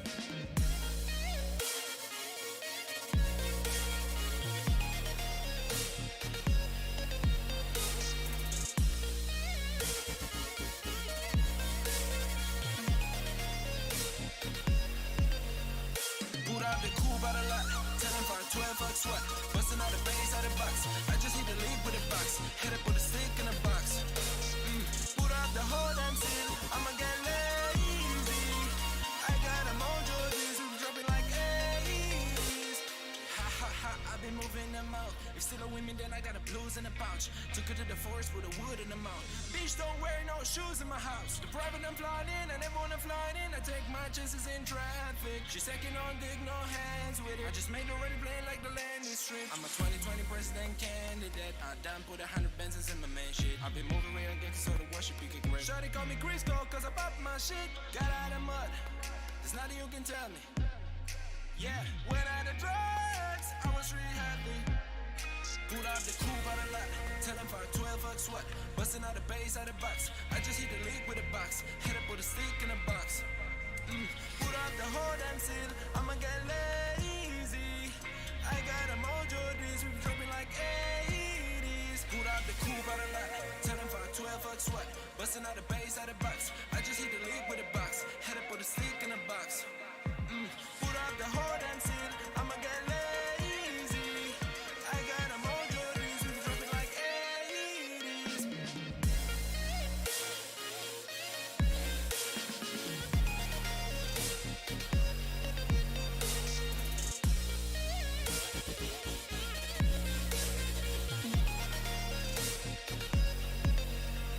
Pulled out the coupe out of lot, tell him for 12 bucks what? Busting out the bass out the box. I just hit the league with a box, head up with a stick in a box. Put out the whole damn scene, I'ma get lazy.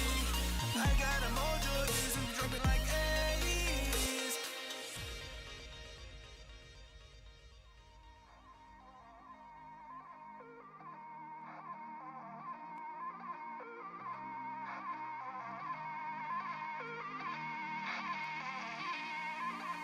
In and out, we go in and out. Keep turning the dial till you find the right frequency. Call me out, yeah, so call me out. And maybe a light will click on in the vacancy. Funny how it all changes with one motion, like a subtle roll in the waves, causing erosion. And the pieces I hold on to are sliding out of reach. Keep running my way, yeah, keep fighting for me. I'm nothing without you, nothing without you. You're my hideaway when it's all disarray. I'm nothing without you, nothing without you. If dynamite to cold love, the only things to light it up surround you, surround you. Keep running my way, yeah, keep fighting for me. I'm nothing without you, nothing without you.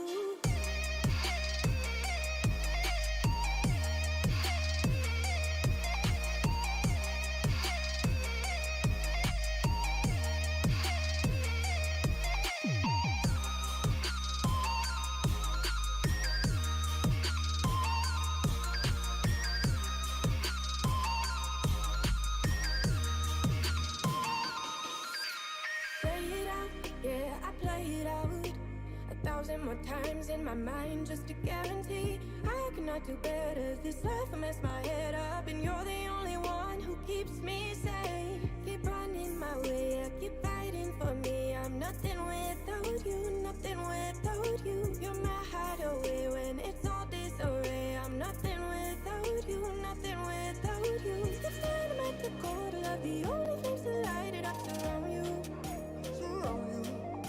Keep running my way, yeah, keep fighting for me. I'm nothing without you, nothing without you.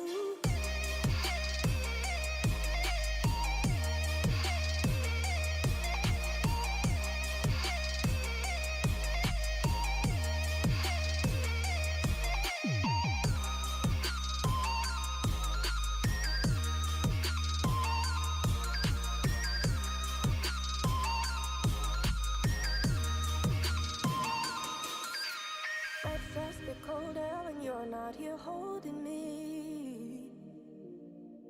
Will you promise to stay when it feels easier to leave? Keep running my way, yeah, keep fighting for me. I'm nothing without you, nothing without you. You're my hideaway when it's all disarray. I'm nothing without you, nothing without you. If dynamite to cold love, the only flames to light it up surround you, surround you. Keep running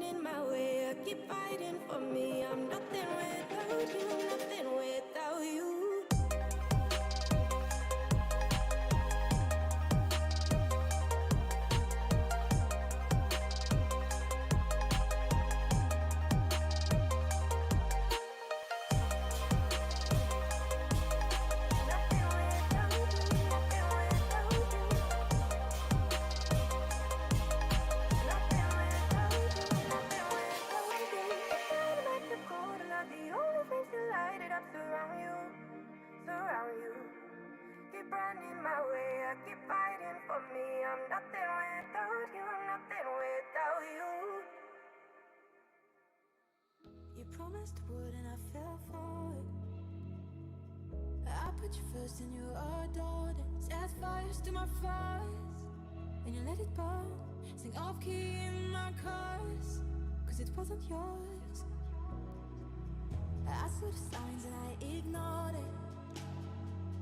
Rose-colored glasses all distorted. Set fire to my purpose and I let it burn.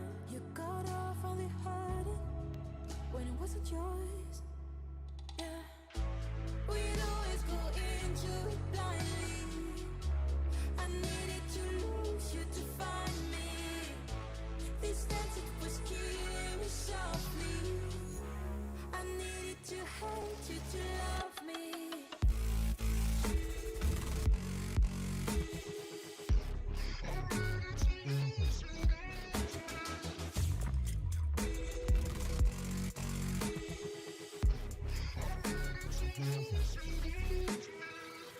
I give my all and they all know it.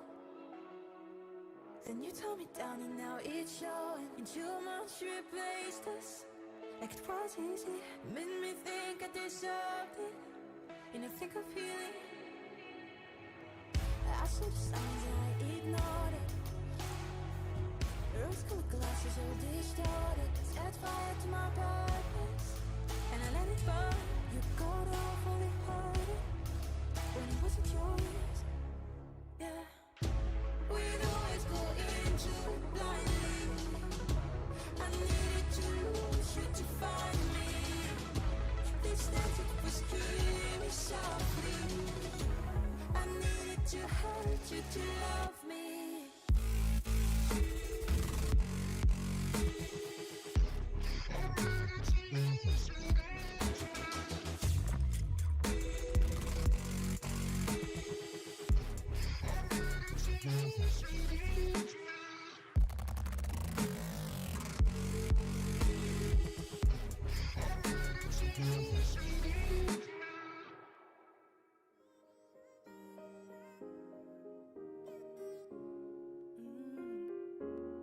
I found a love for me. Darling, just dive right in. Follow my lead. I found a girl, beautiful and sweet. I never knew you were the someone waiting for me. We were just kids when we fell in love, not knowing what it was. I will not give you up this time. Darling, just kiss me slow. Your heart is all I own, and in your eyes you're holding mine. Baby, I dancing in the dark with you between my arms, barefoot on the grass, listening to our favorite song.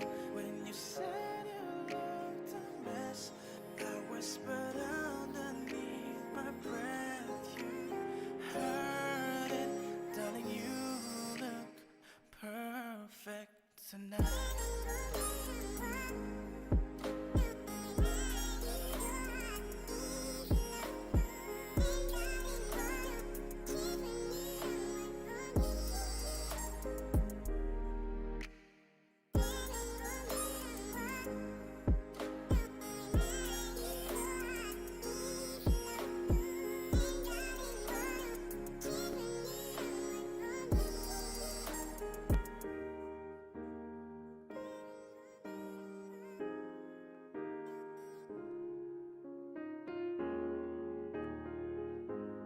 I just wanna let you know I'll be everywhere you go. So don't worry about a thing now.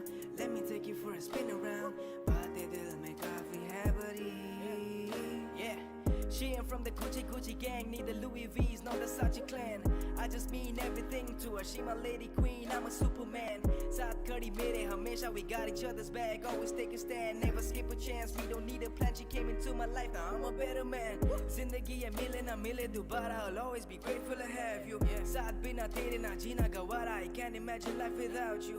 I'm high on life cause you're my drug, I'm living right cause you're my love. I don't even need nobody when you're with me, girl, we're just good enough.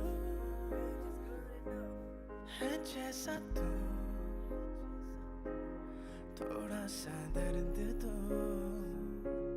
थोड़ा सुकून रहना तू है जैसा तू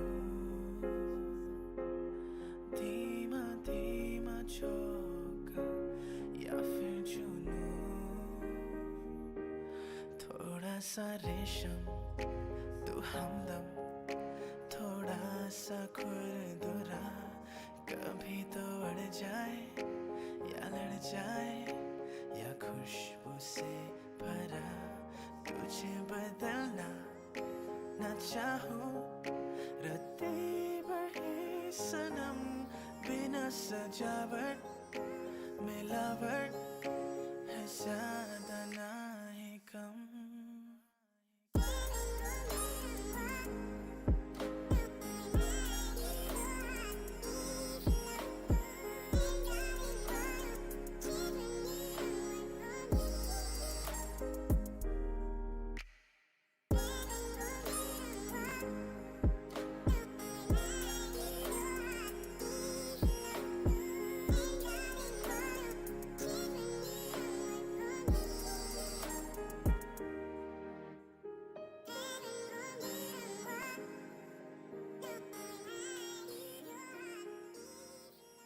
This is the rhythm of the night, oh yeah. The rhythm of the night. This is the rhythm of my life, oh yeah. The rhythm of my life.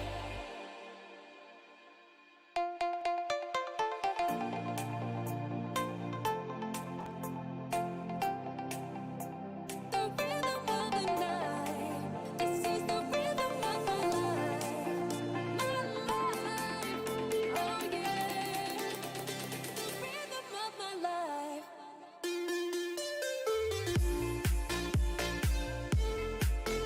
Oh yeah. The rhythm of the night. This is the rhythm of my life, oh yeah. The rhythm of my life.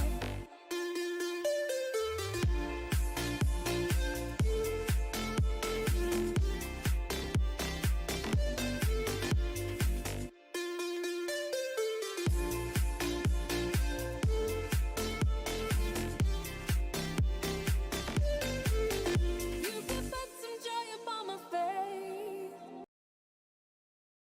An empty place. Take me to turn two, and babe, I'll make you stay. Oh, I can ease you of your pain. Feel you give me love again. Round and round we go. Each time I hear you say, this is the rhythm of the night, oh yeah. The rhythm of the night. This is the rhythm of my life. The rhythm of my life.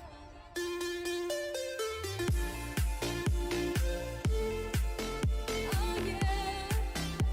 The rhythm of the night. This is the rhythm of my life.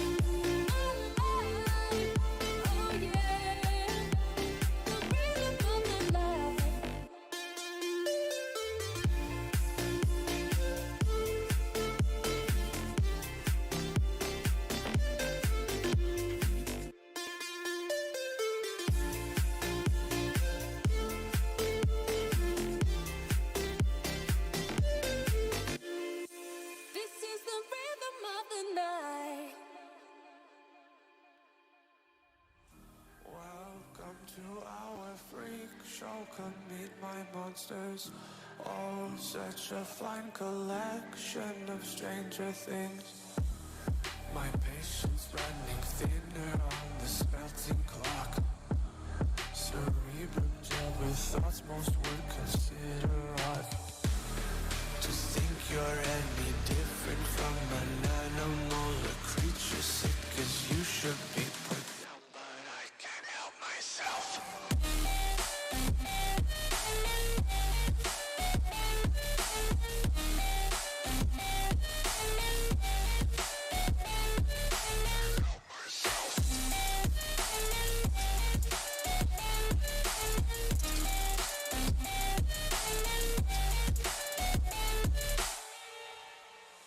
Please don't hide your imperfections. Nature took 2 tries to make the man in white. No, I don't mind.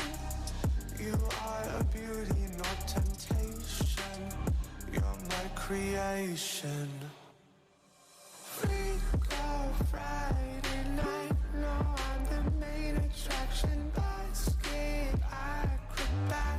They wanna see some action. Tinkering with my design.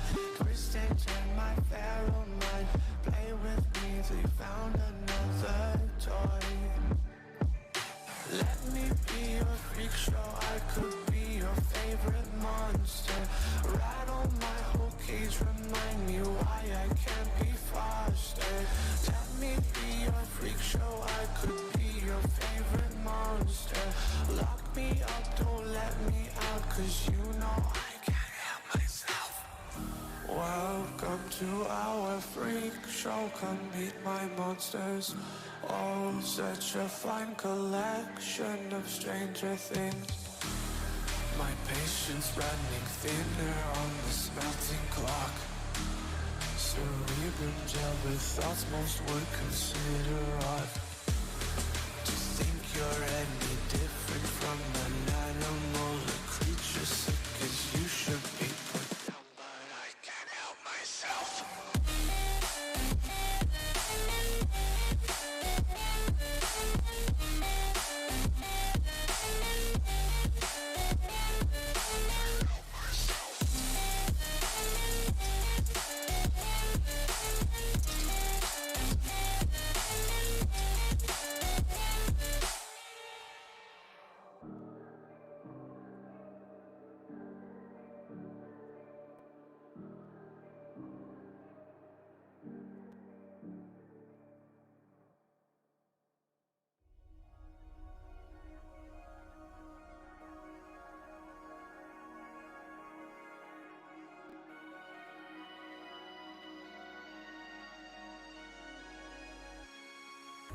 I'm running in circles.